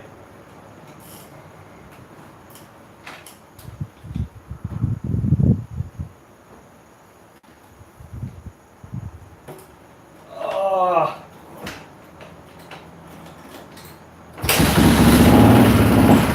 That's not fuel.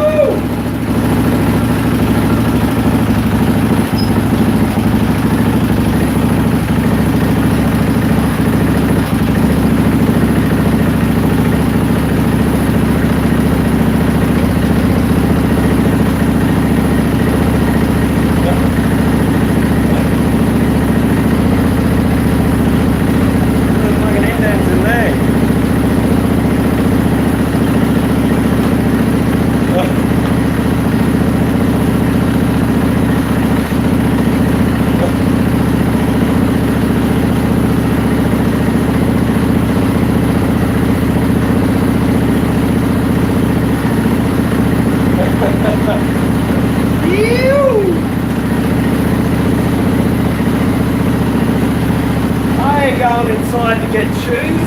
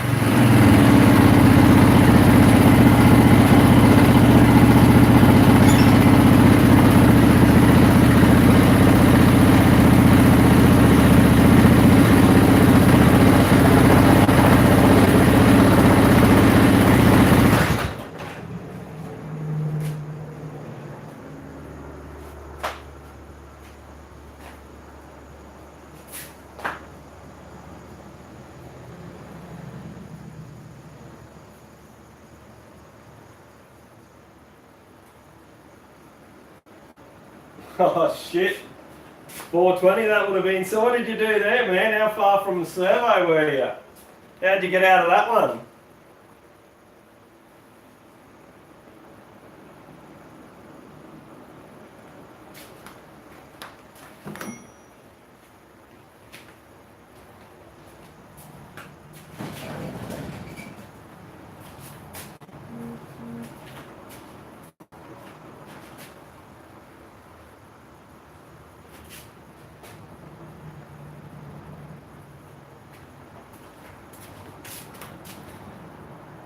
About 4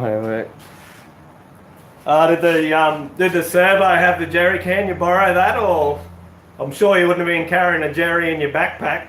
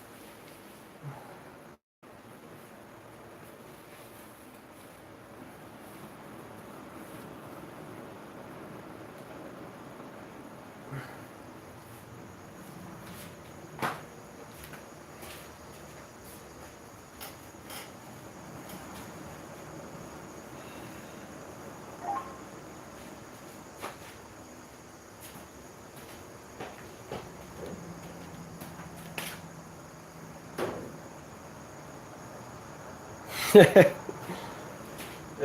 obviously we've all been there, 420.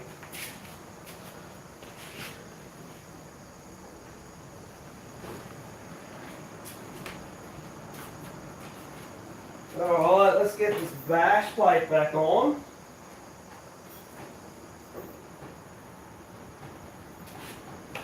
I've checked underneath, there doesn't seem to be any leaks or anything under here, so we'll go ahead and put the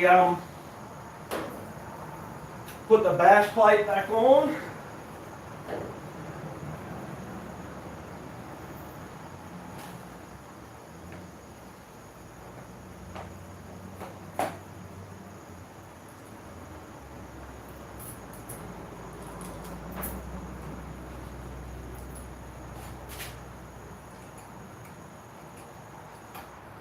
And probably for those of you wondering why a bash plate on a supermoto ridden on the road, I've got the bash plate on it from when I was riding enduro, and I figure why not leave it on. You always get rocks or something flick up, or you know, still protects the case. So that's why I still run. That's why I still run the bash plate. Just, we've got it, may as well leave it on and protect the engine.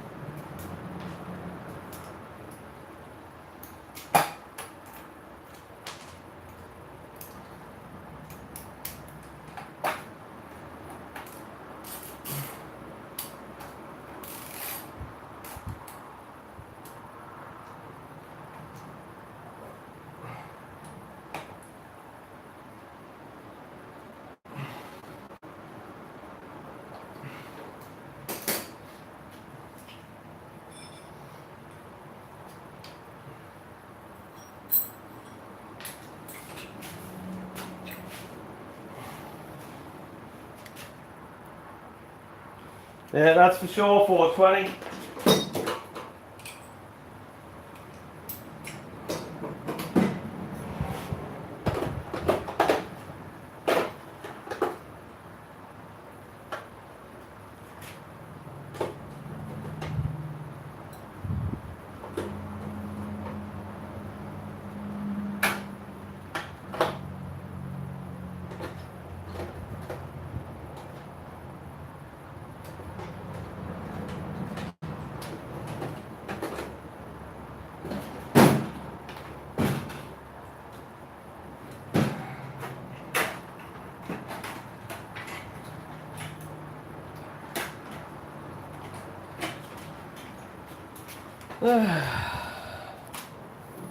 Yo, Breezy, what's up, man? Good to see you, thanks for dropping in. Just been servicing the two bikes.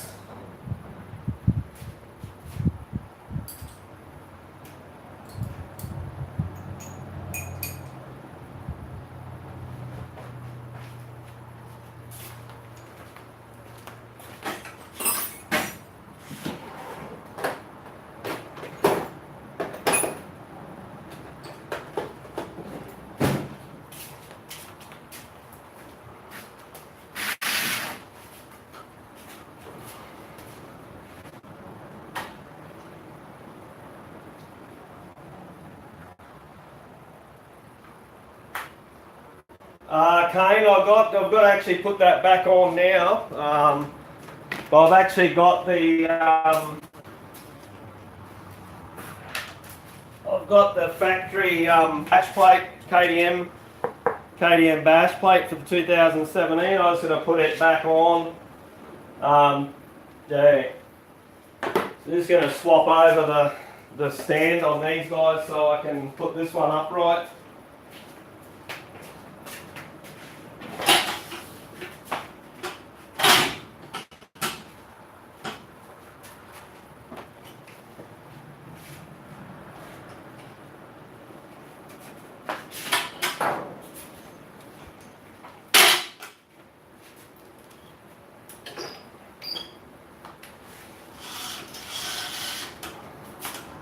The old supermoto is a bit lower, having the 17-inch wheels on it. So you actually have to lift it onto the to get it onto the stand.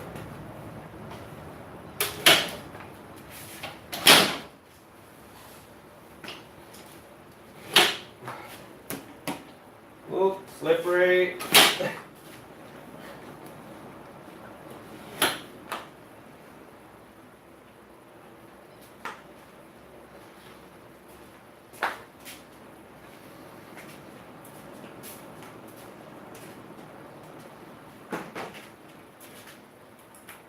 Yeah, chuck it back on.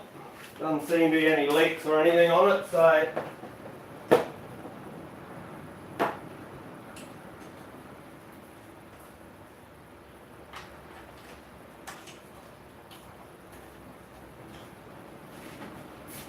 Sweet.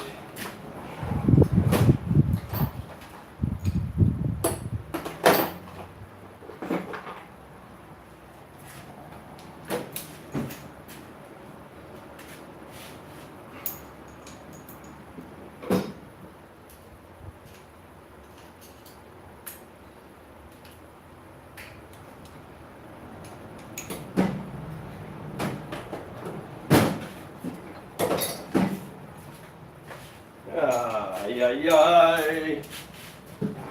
What are you doing?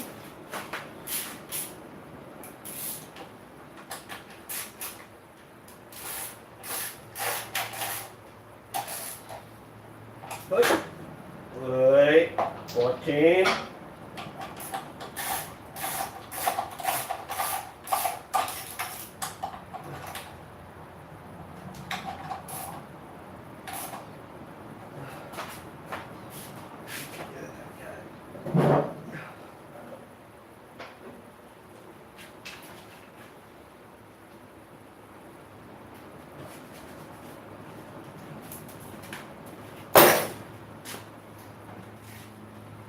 Do do do do do do.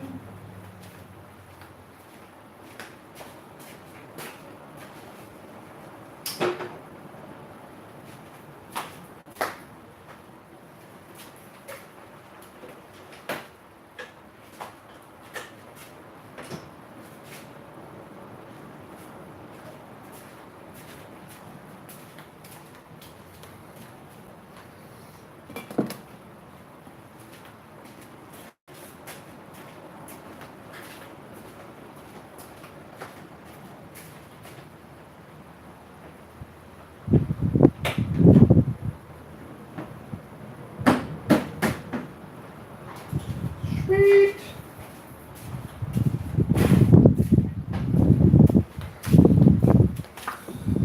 So what's been going on, Breezy?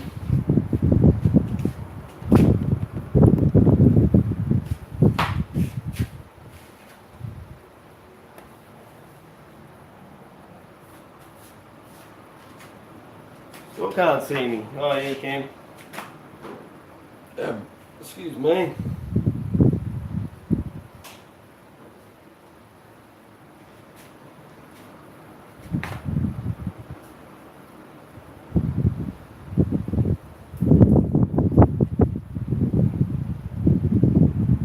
Just having a bit of a scroll back through the chat to see if I've missed anything in here.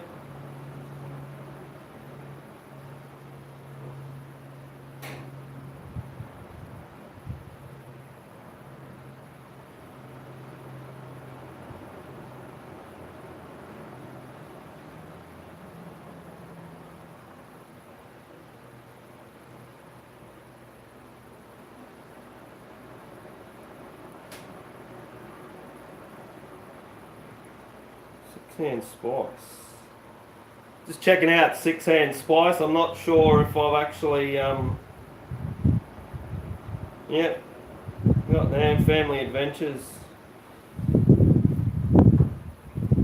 Cooler Bear, Sam's Garage, Hazy Days, Doug Sweener, Jimmy C, Polar Bear, Concord Enduro, Lonson's Garage, Philip Smith. Sure if I checked you out, Phil. Phil's got no videos, no content.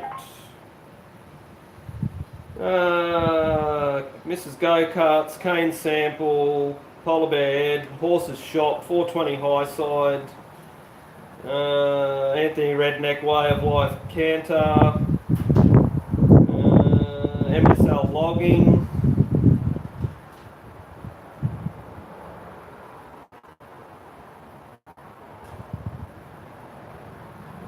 Reezy's bike shop. Sweet, sweet, sweet, sweet. Thanks you all for coming in and hanging out. No, you forgot, I've got to take that seat off and put that battery on charge. Get some charge into that battery. 8 mil.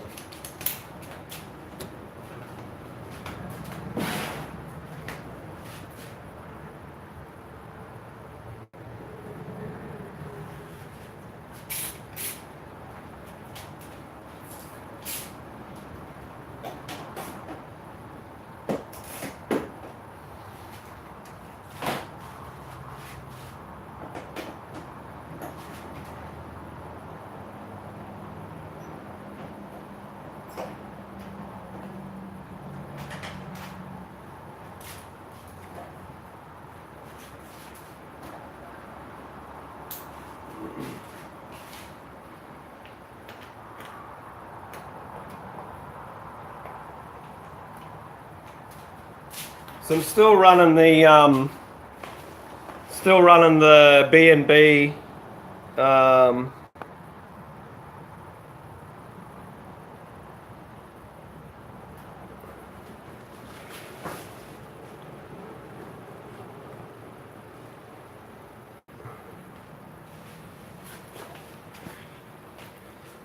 we see a bit of heat coming in off that, but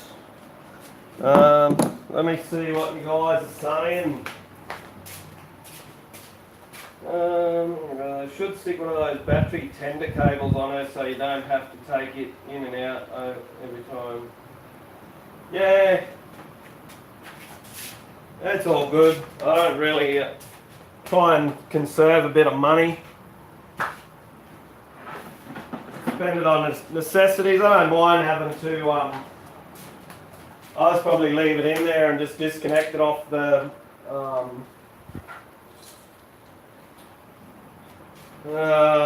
whatever you want to say, disconnect it off the terminals.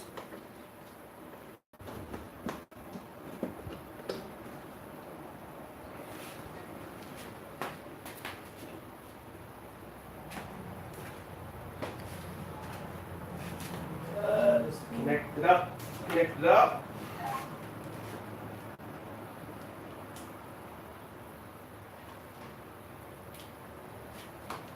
Still lead acid, this one. It's not lithium like in the 2017. It's got lithium battery in that one. So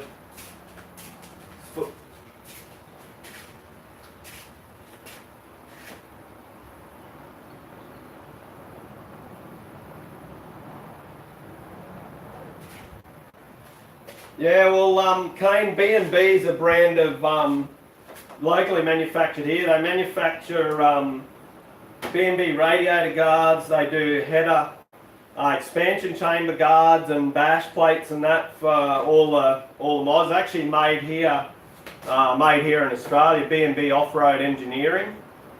So yeah, yeah, 420, mate. One 8mm bolt, and you're at the battery, my friend. So nice and easy.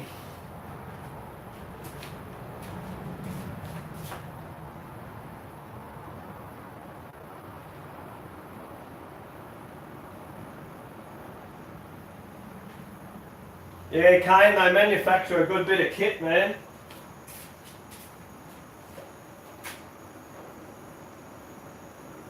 If you have a look back through my videos, as I've done a install on the B&B radiator guards on the 2017, you can actually see see how they actually mount up and everything, and how they're braced for side to side. I got a video up if you haven't seen that of a side impact test that I did on the old B&B on this one. Launched the bike into the air, probably went about 10 feet, landed on a quite a substantial rock right on the side. 15 minutes into a full day ride, I kept riding. So we'll check that video out to see how tough this B&B stuff is.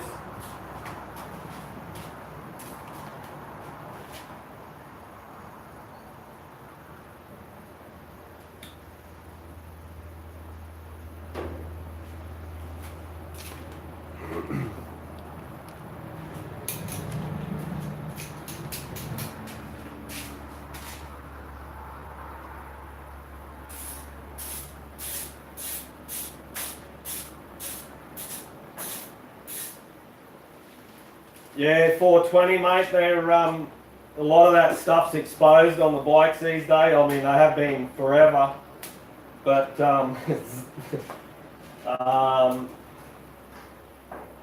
yeah, man. Definitely worth the money. I hummed and hawed. I thought about going. Oh, what's that other brand? Can't even think. Anyway, not that it matters. A B&B. Yeah, bloody good product.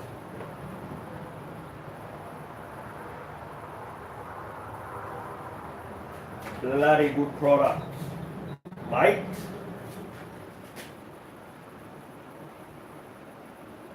Yeah, check it out if you haven't already came, mate. The bike, this old girl here, Dad said it was rainy and slippery. We're on clay, and I was going up a hill, and the back tyre was spinning, and the back tyre hooked up on a rock and just pulled the bike out. Whiskey, bike went out from under me in the air, and it landed physically. This part of the bike landed on the rock. That took the full brunt, full impact. You can see I had a picture in the video of the damage that it did to it, and I rode away. Basically zip tied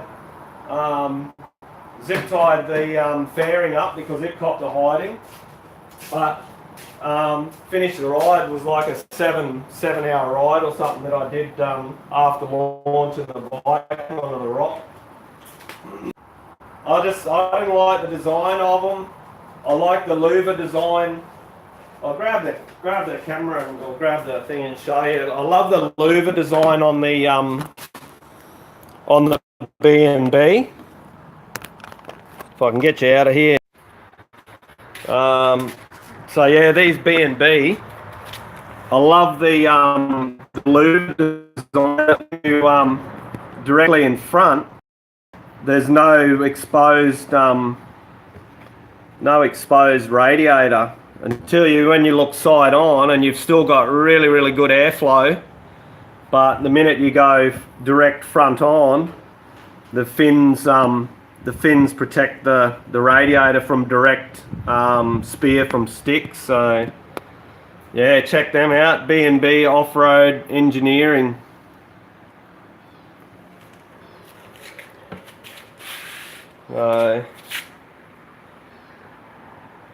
And then these are the older design. I'm still running on the 06, even though it's on the road. But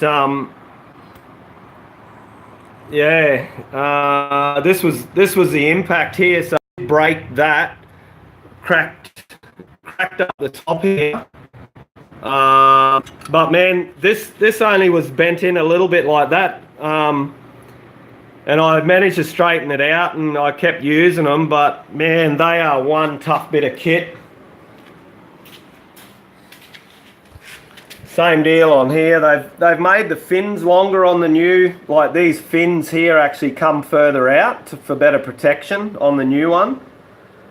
But man, they're definitely worth the money. I think I paid the new ones here, I think I paid $245 for them, but they're worth every cent of that.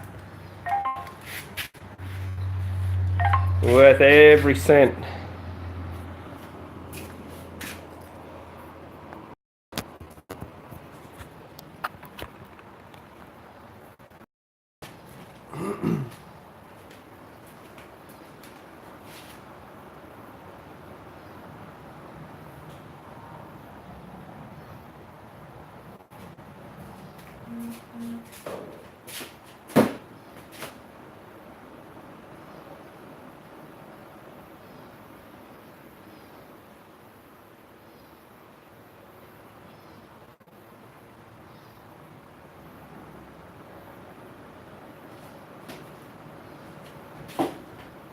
Yes, so what else?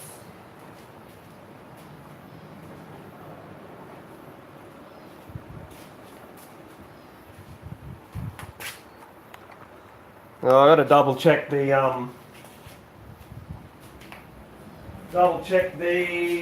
oil level on this 06.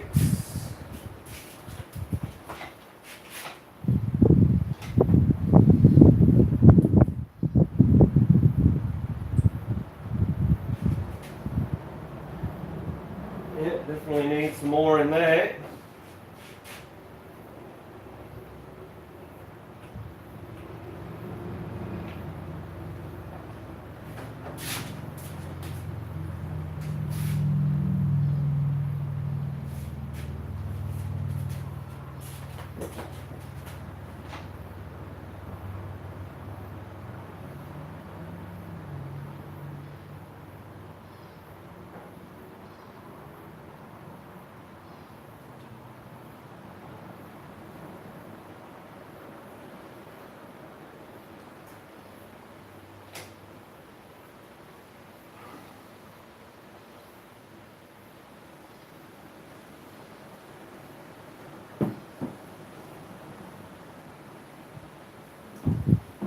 Yeah, that should be pretty sweet now.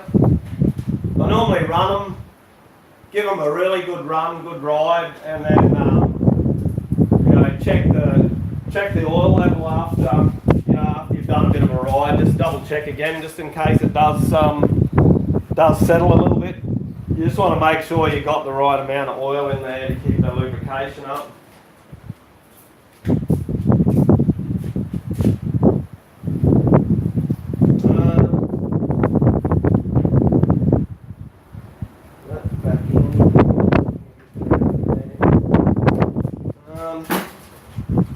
So I'm going to chuck some of this Motor X chain lube on here as well. Even though it's not being ridden in the dirt, we still need to keep the lubrication up on these things.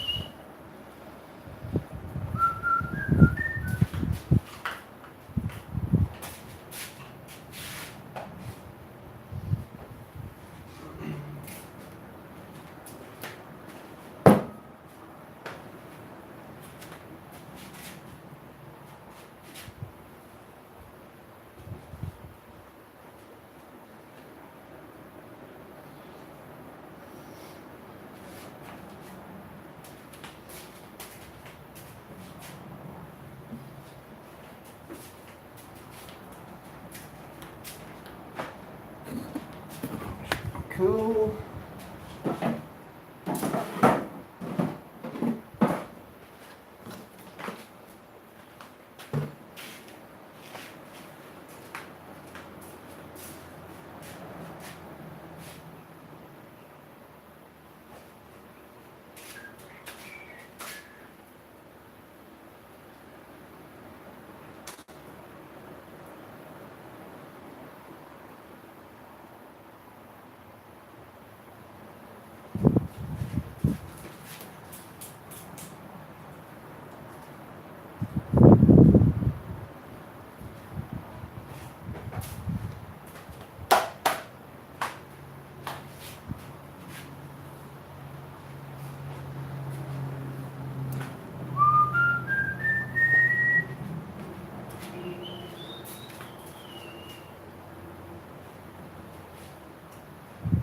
Alright, Kane, take it easy, man. Nice to catch up with you, bro.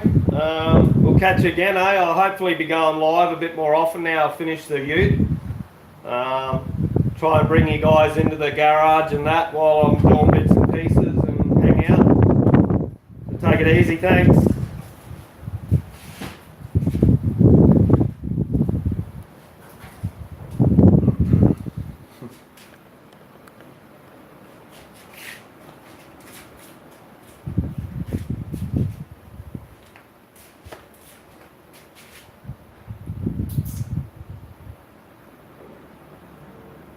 Something else I wanted to do as well.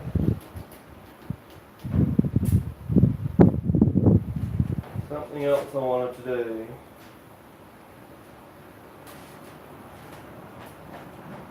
Oh, I'm going to grab a multimeter and see multimeter somewhere.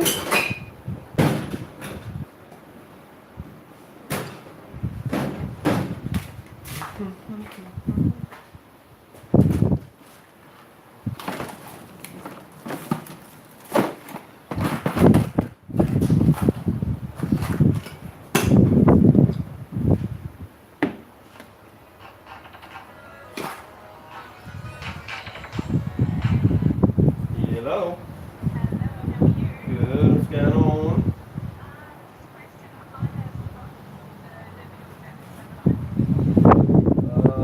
No idea. Where would they? I'm in the shed. Where would they be? Alright, I'll have a look.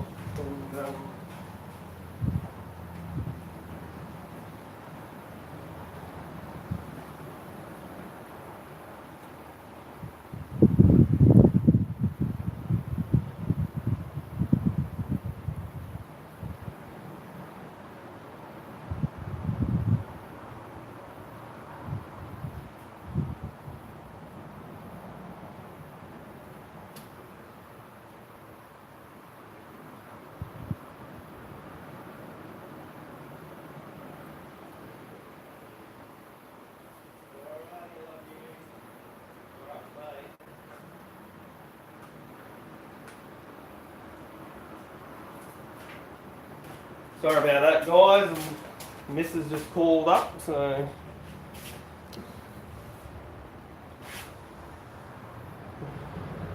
So who we still got hanging out in here at the moment?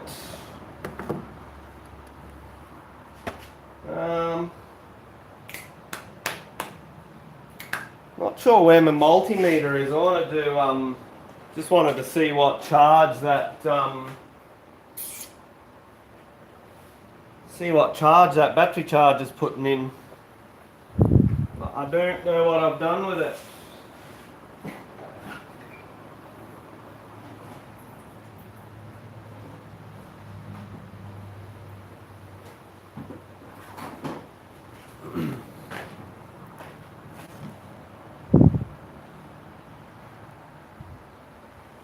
Hey Breezy, it's not too bad here at the moment, man. It's overcast. It's overcast, and let me check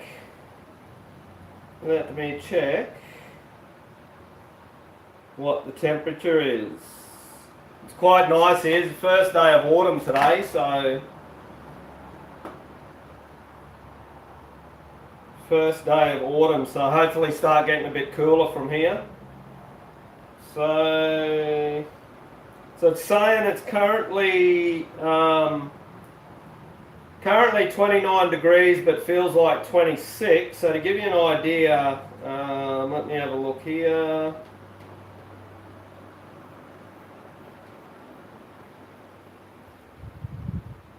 (29 degrees Celsius to Fahrenheit).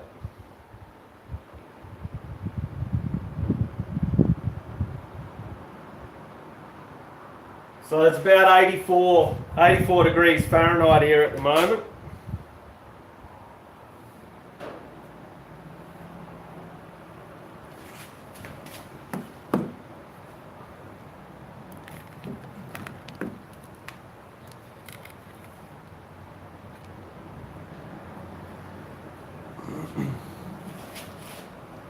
Yeah, 420. We had some really hot, like two and a bit weeks ago, man. We had a hot one, there was a scorcher, just humid as too, no rain, just humid. Glad it's cooling off, that's for sure. For those of you that are interested, this is a USB. I think Supercheap have gone out of them because they're on clearance, but there's a weatherproof slimline or slim USB socket. So this one I actually run on the 2017 to keep the phones in that charge. So it's got the USB to it with a waterproof dust cover. It's got like a clamp set up there. This is swivel and that. So I'd zip tied mine to the front brake cable where it come up. But come with an inline fuse with waterproof dust cover and that. So I just run that. It's just positive negative to the battery on the bike, and then mount that up. It keeps the Samsung fully charged all day on the ride, so pretty good. Well, breezy, 29 degrees Fahrenheit there. 29 degrees Fahrenheit, let me check that out.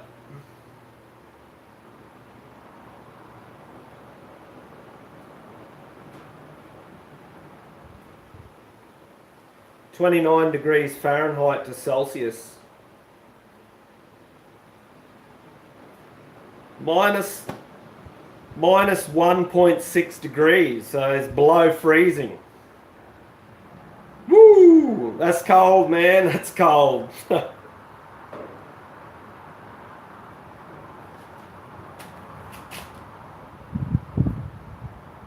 Yeah, close 420, minus 1.6.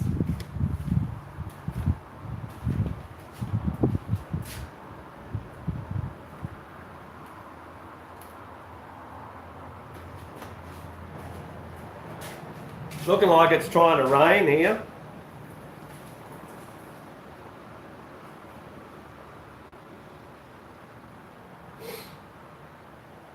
Looking like it's trying to rain.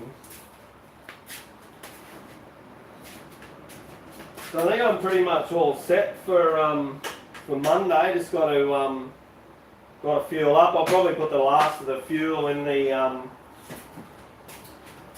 I've got here in the 06 here, because I'll ride it to work Saturday and Sunday.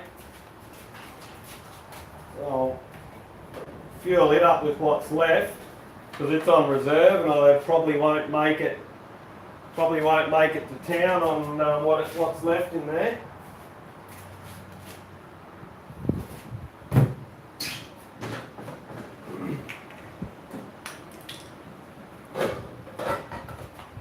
Hopefully the battery charger doesn't spark here on the battery while I'm filling up, otherwise probably end up with some decent views. Man blows himself up while fueling up motorbike and charging battery.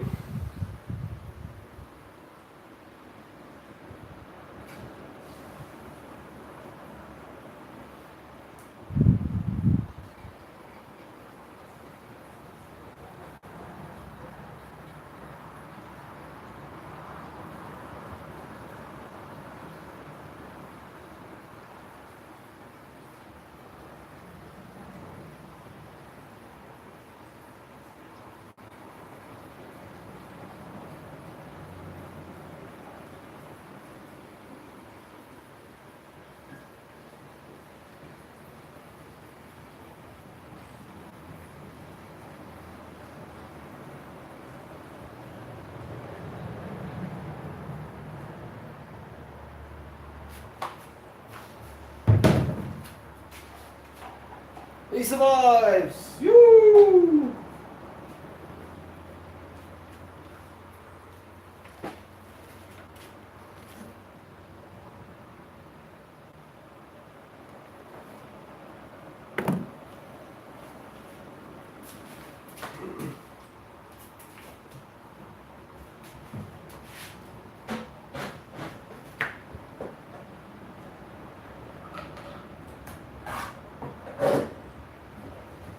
I'll have to grab some more fuel before Monday to fuel up to 2017, ready for Monday.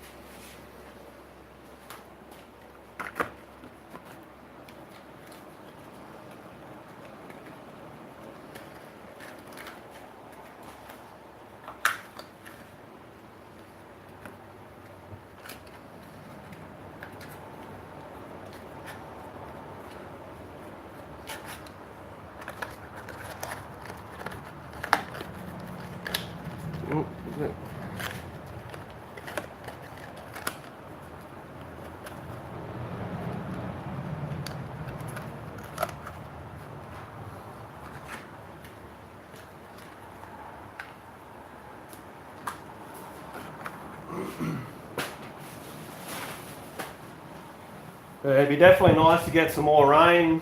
Only had about 6.5 mil over the last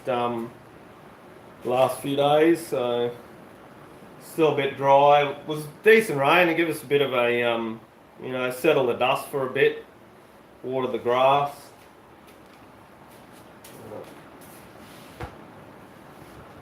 Yes.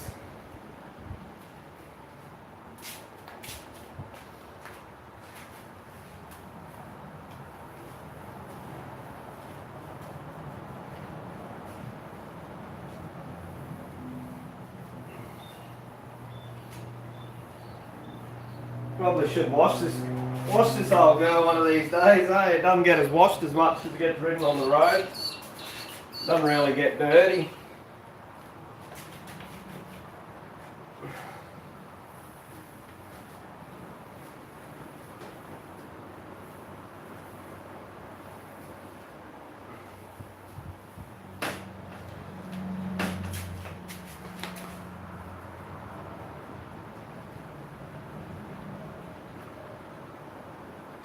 Give the rims a bit of a clean up.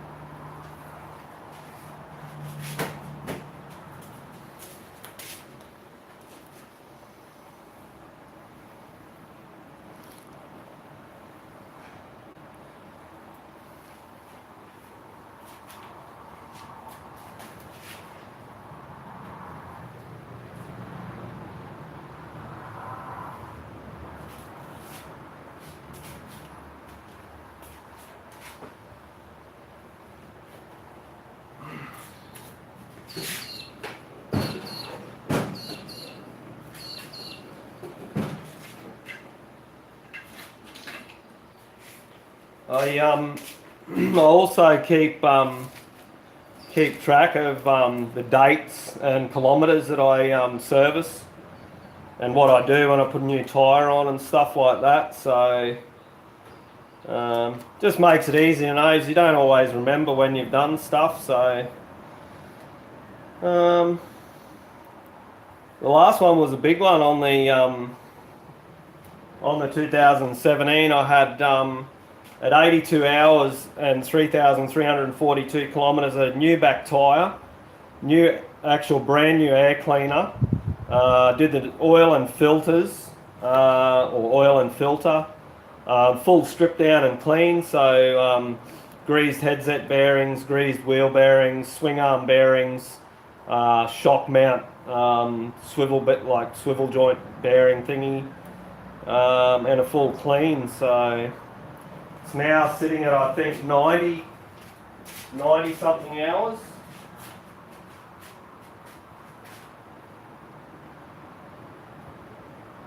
So it's at 90.7 hours. 90.7 and 3,575 kilometres. And so basically today was just oil and filters. So, and today being the 1st of the 3rd. 1st of the 3rd, 19. So oil and filter.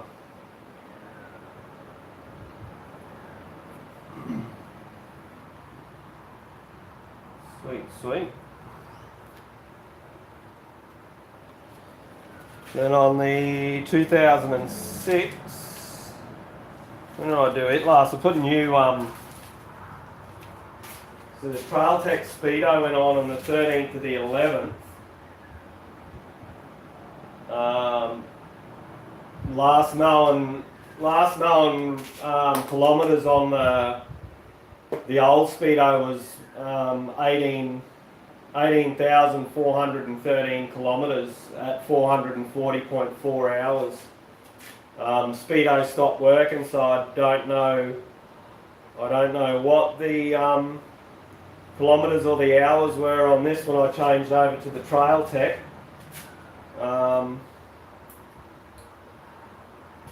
But currently so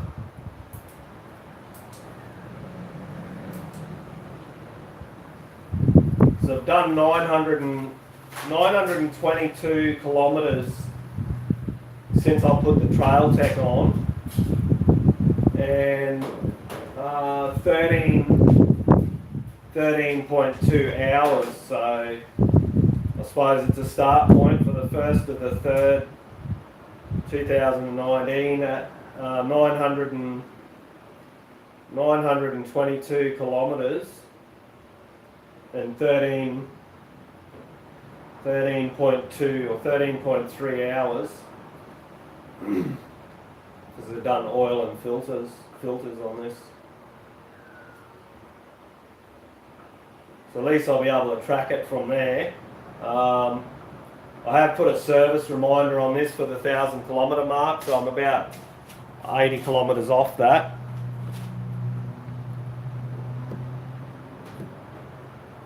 So that's all good. At least I've got reference now. Can add another 1,000 kilometres to the 18,500, so that's 19,500 kilometres that I definitely know of. And there's more obviously on top of that. The period of time from when the Speedo stopped working until I fitted the Trail Tech. So it is what it is.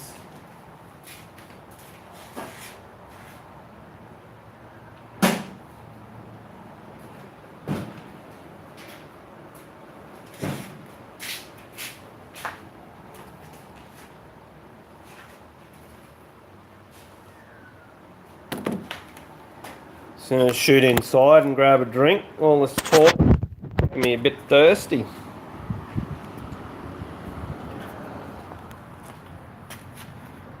I'm not sure how long the Speedo was out for, Well, actually, what I can tell you, I don't know how much I rode it, but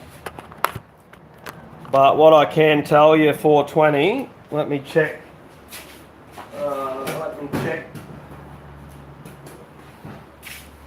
So the speedo was out.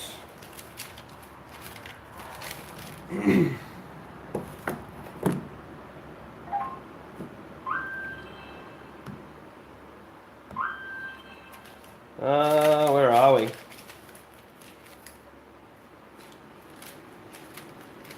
So the speedo was out on the, oh, well, actually, I don't know. So the last record I put in was on the 1st of the 9th last year, which was when I did the oil and filters, was at 18,400 kilometres in 440.4 hours. And then I fitted the Trail Tech speedo to it on the 13th to the 11th, so 9th, 10th, 11th. So it was about 2 months. 2 months that the speedo was not working for, but in that time I may have only possibly ridden it to work a handful of times because I didn't want to ride it too much with the speedo out, just due to not knowing how fast I was going and the risk of getting booked. So I reckon it'd be a few hundred kilometres, and a couple of hours or something. Let's go inside and get a drink anyway.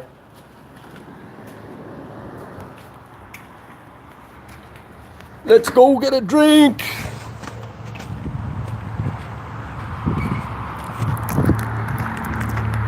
So cruise past and have a look at the ute on the way inside. Yeah.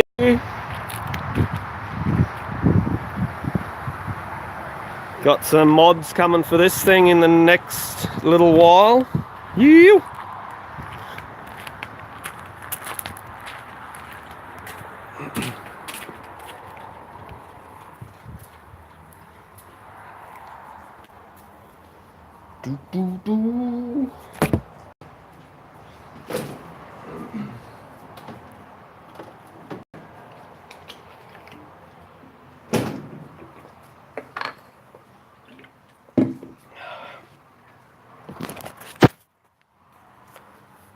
It's one bugger with this thing that you can't switch the camera around once you start doing the live. So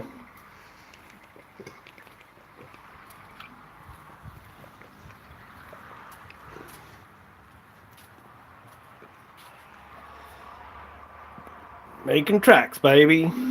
Been a bit slow on the sticker intake lately. I've just had MSL logging. I'll have to check my email. He was going to email me so I could give him my address to get a sticker through for him.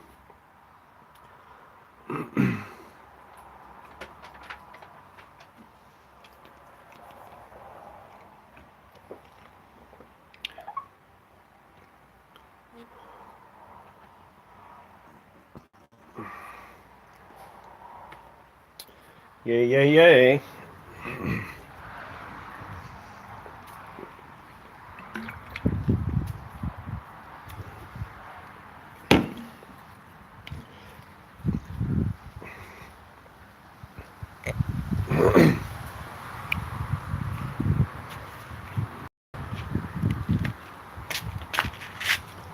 It's a bit of an overcast kind of day. Be nice to get some rain.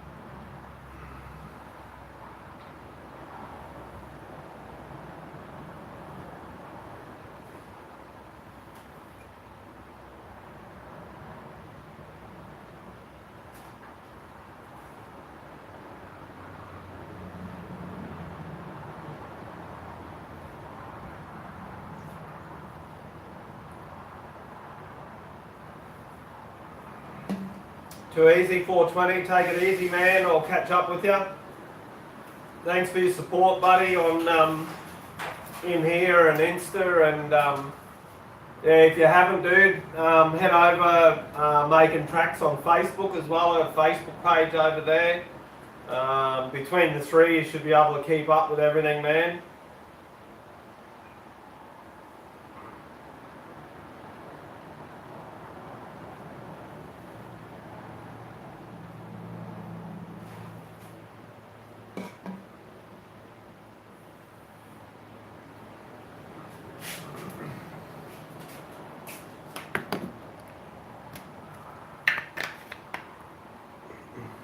Yep, much love back at you, 420.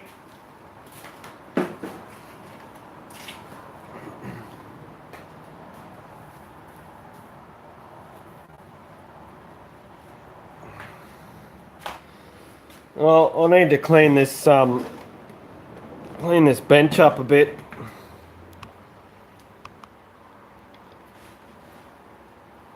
Ooh. Peace out, bro.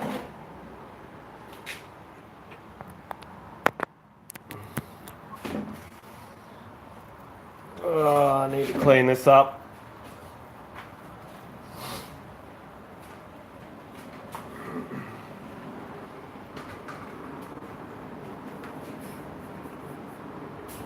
Need to clean this up. That's empty.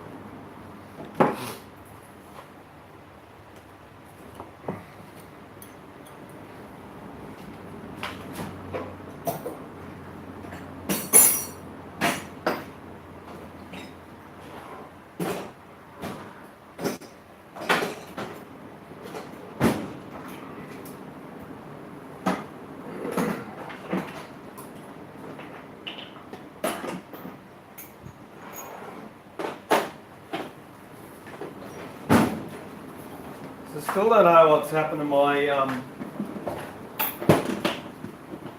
pointing those pliers.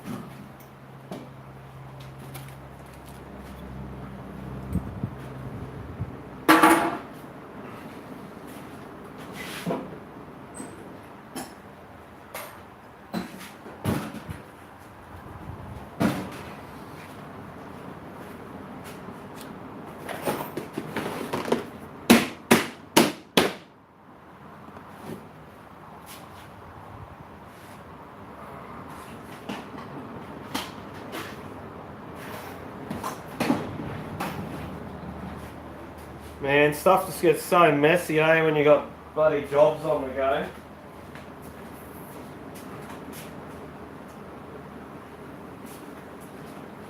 So you clean up and you start another project, and then you use stuff, you don't put it back.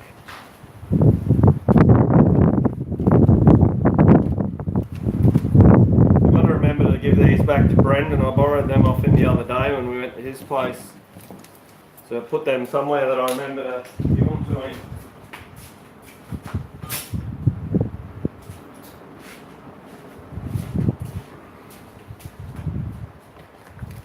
I'm going to put the Windex back inside.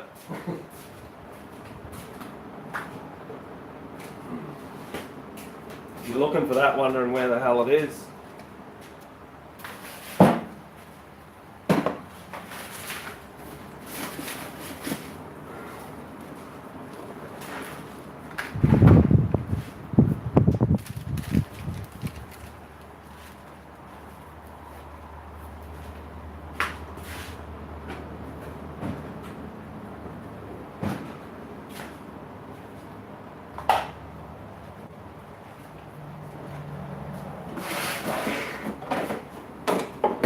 Yeah, don't put stuff back away properly after you finish with it.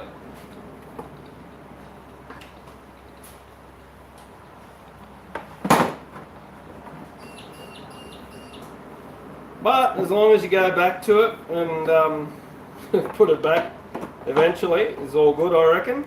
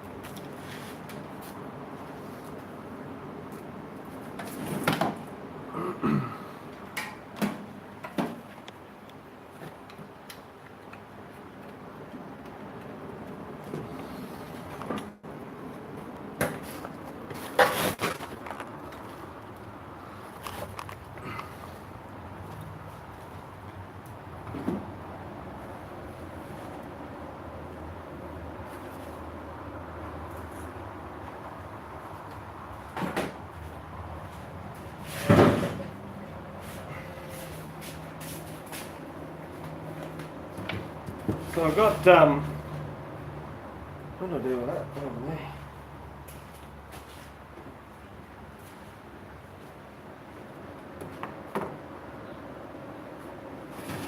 So I got this bad boy off a mate the other day. Apparently it's used for used for pumping paint, apparently. So, I'm not sure. She's fairly well, very, very tight in there, so I don't know whether it's whether it's seized or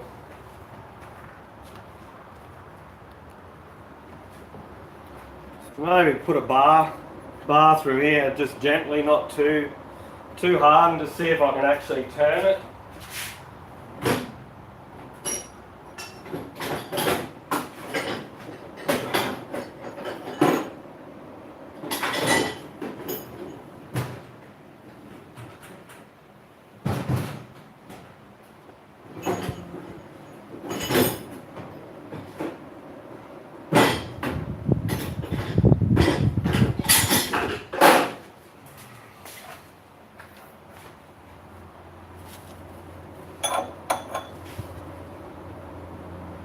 Oh yeah, there we go. So it's not seem to be seized. It was a bit tight, but that's freed that up.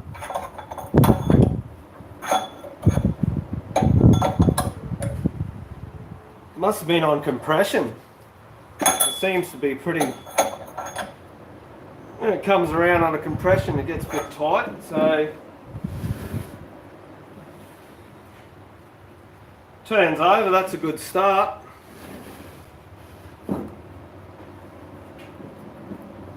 Might have a look at pulling this water pump. Well, water pump. Say it's water pump, but paint pump off it. Have a bit of a gander what's going on in there.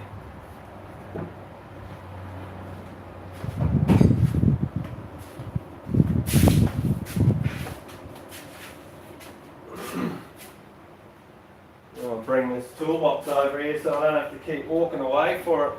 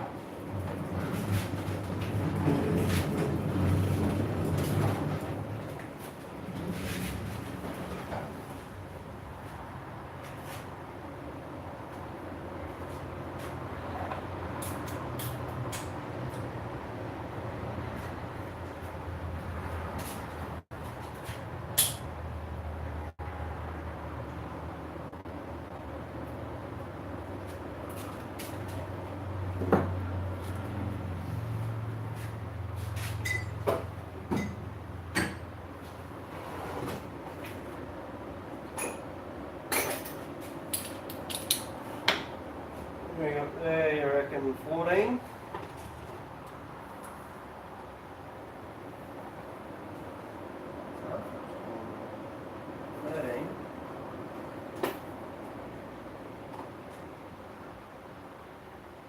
Sure somebody's been messing with my 716. We have a standing ½ inch.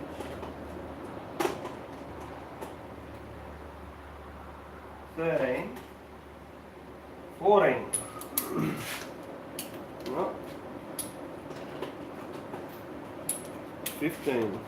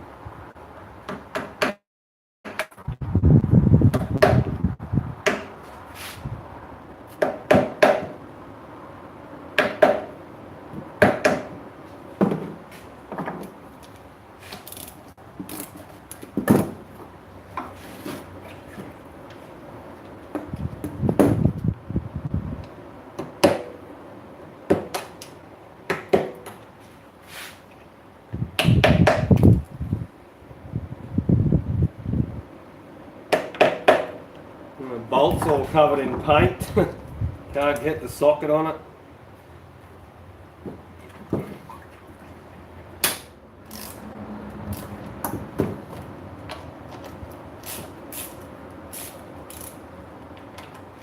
It'll be interesting to see what the inside of this water pump is after having paint in it.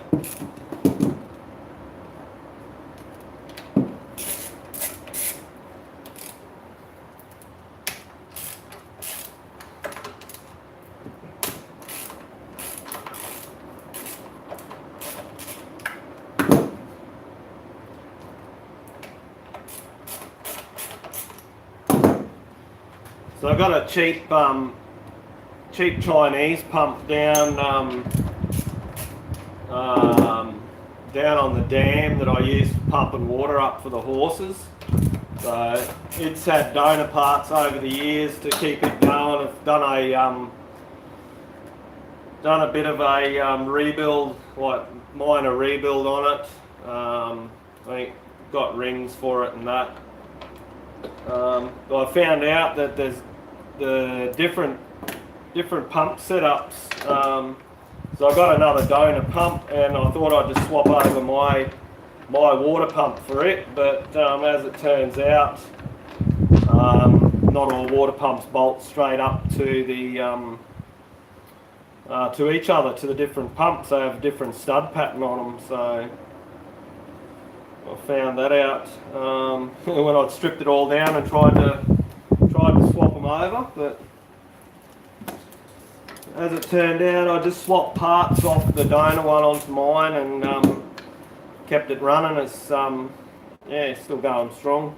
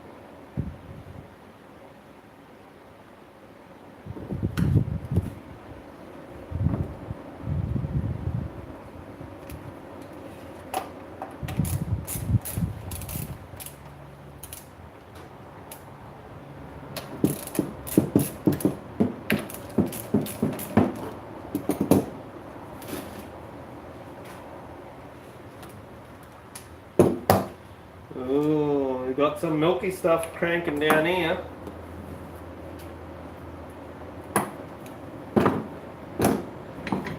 I might get some rag up here, I think, just to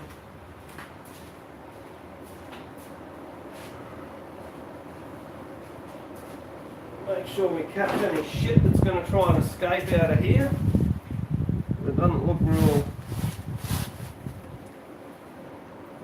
Should actually try and crack this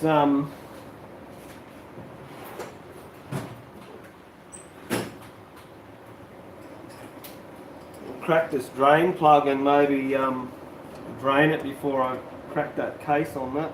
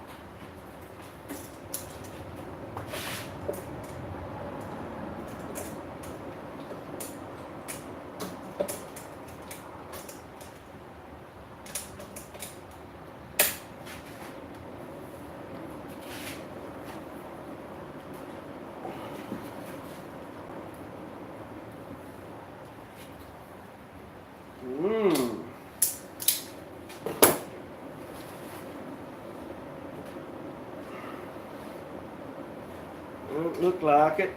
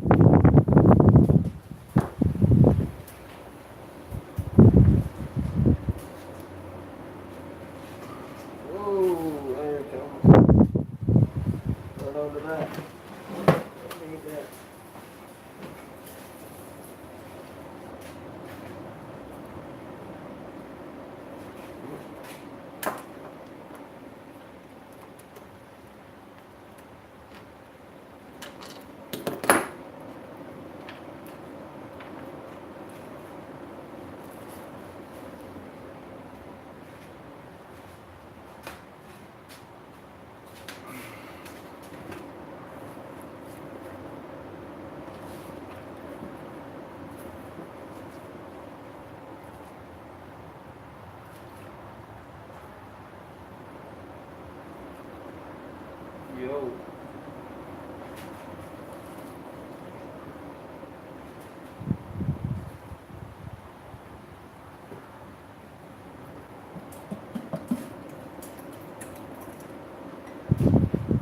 Yeah. Well, it could have been worse. So, I'm not sure what that shit is, but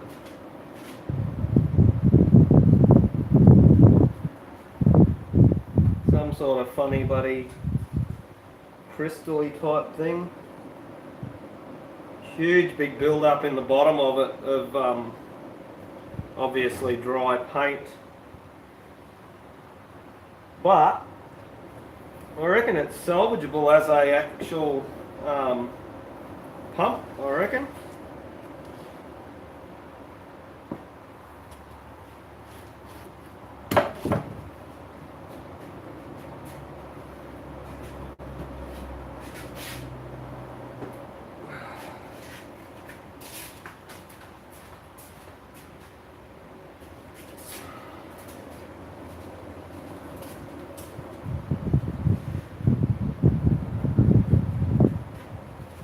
You can see all that shit in there. Whoop.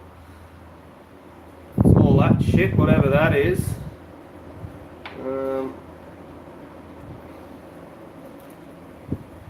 That sort of backflow is stuck a little bit, but we're going to clean that up.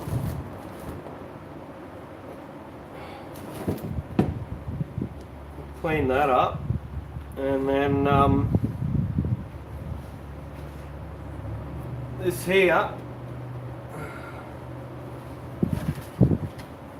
This here's got a huge big layer, about almost an inch thick in the middle down there of paint and shit.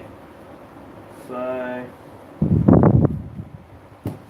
but I reckon that pump should be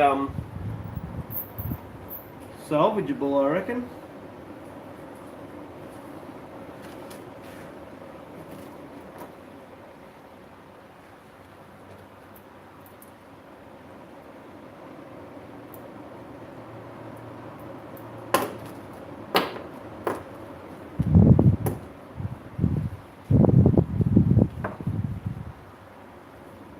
Oh yeah, that's pretty dry in there, so that actually is just that's just peeling up. So it looks like that's just going to come out in that's just going to come out in big clumps.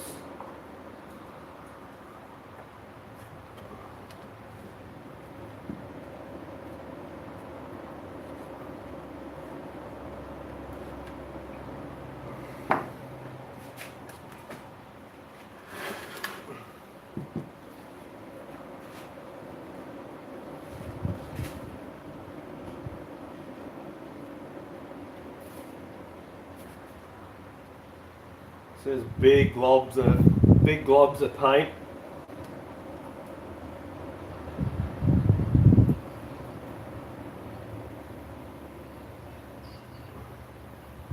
Big globs.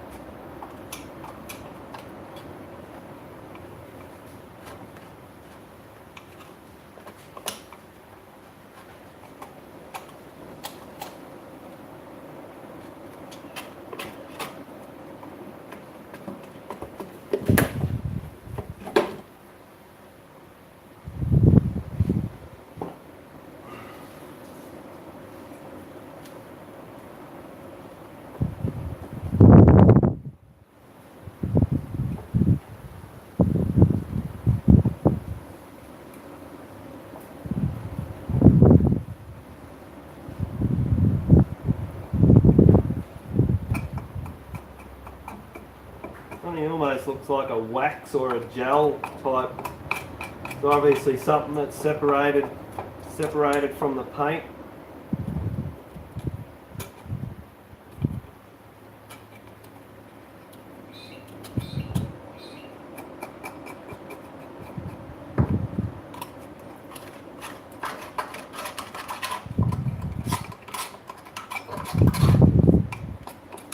Nothing that a good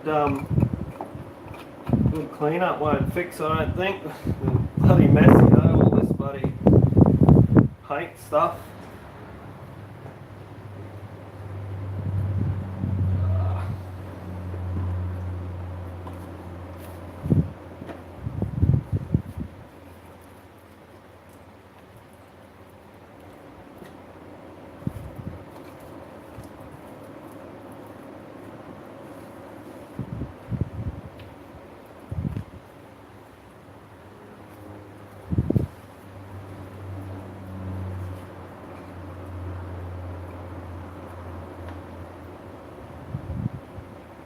Yes, anyhow.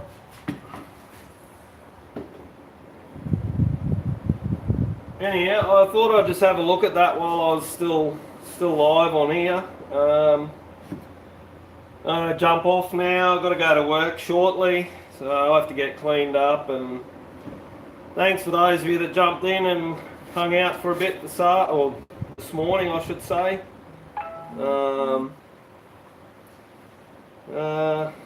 Yeah, but anyway, thanks for hanging out, appreciate it.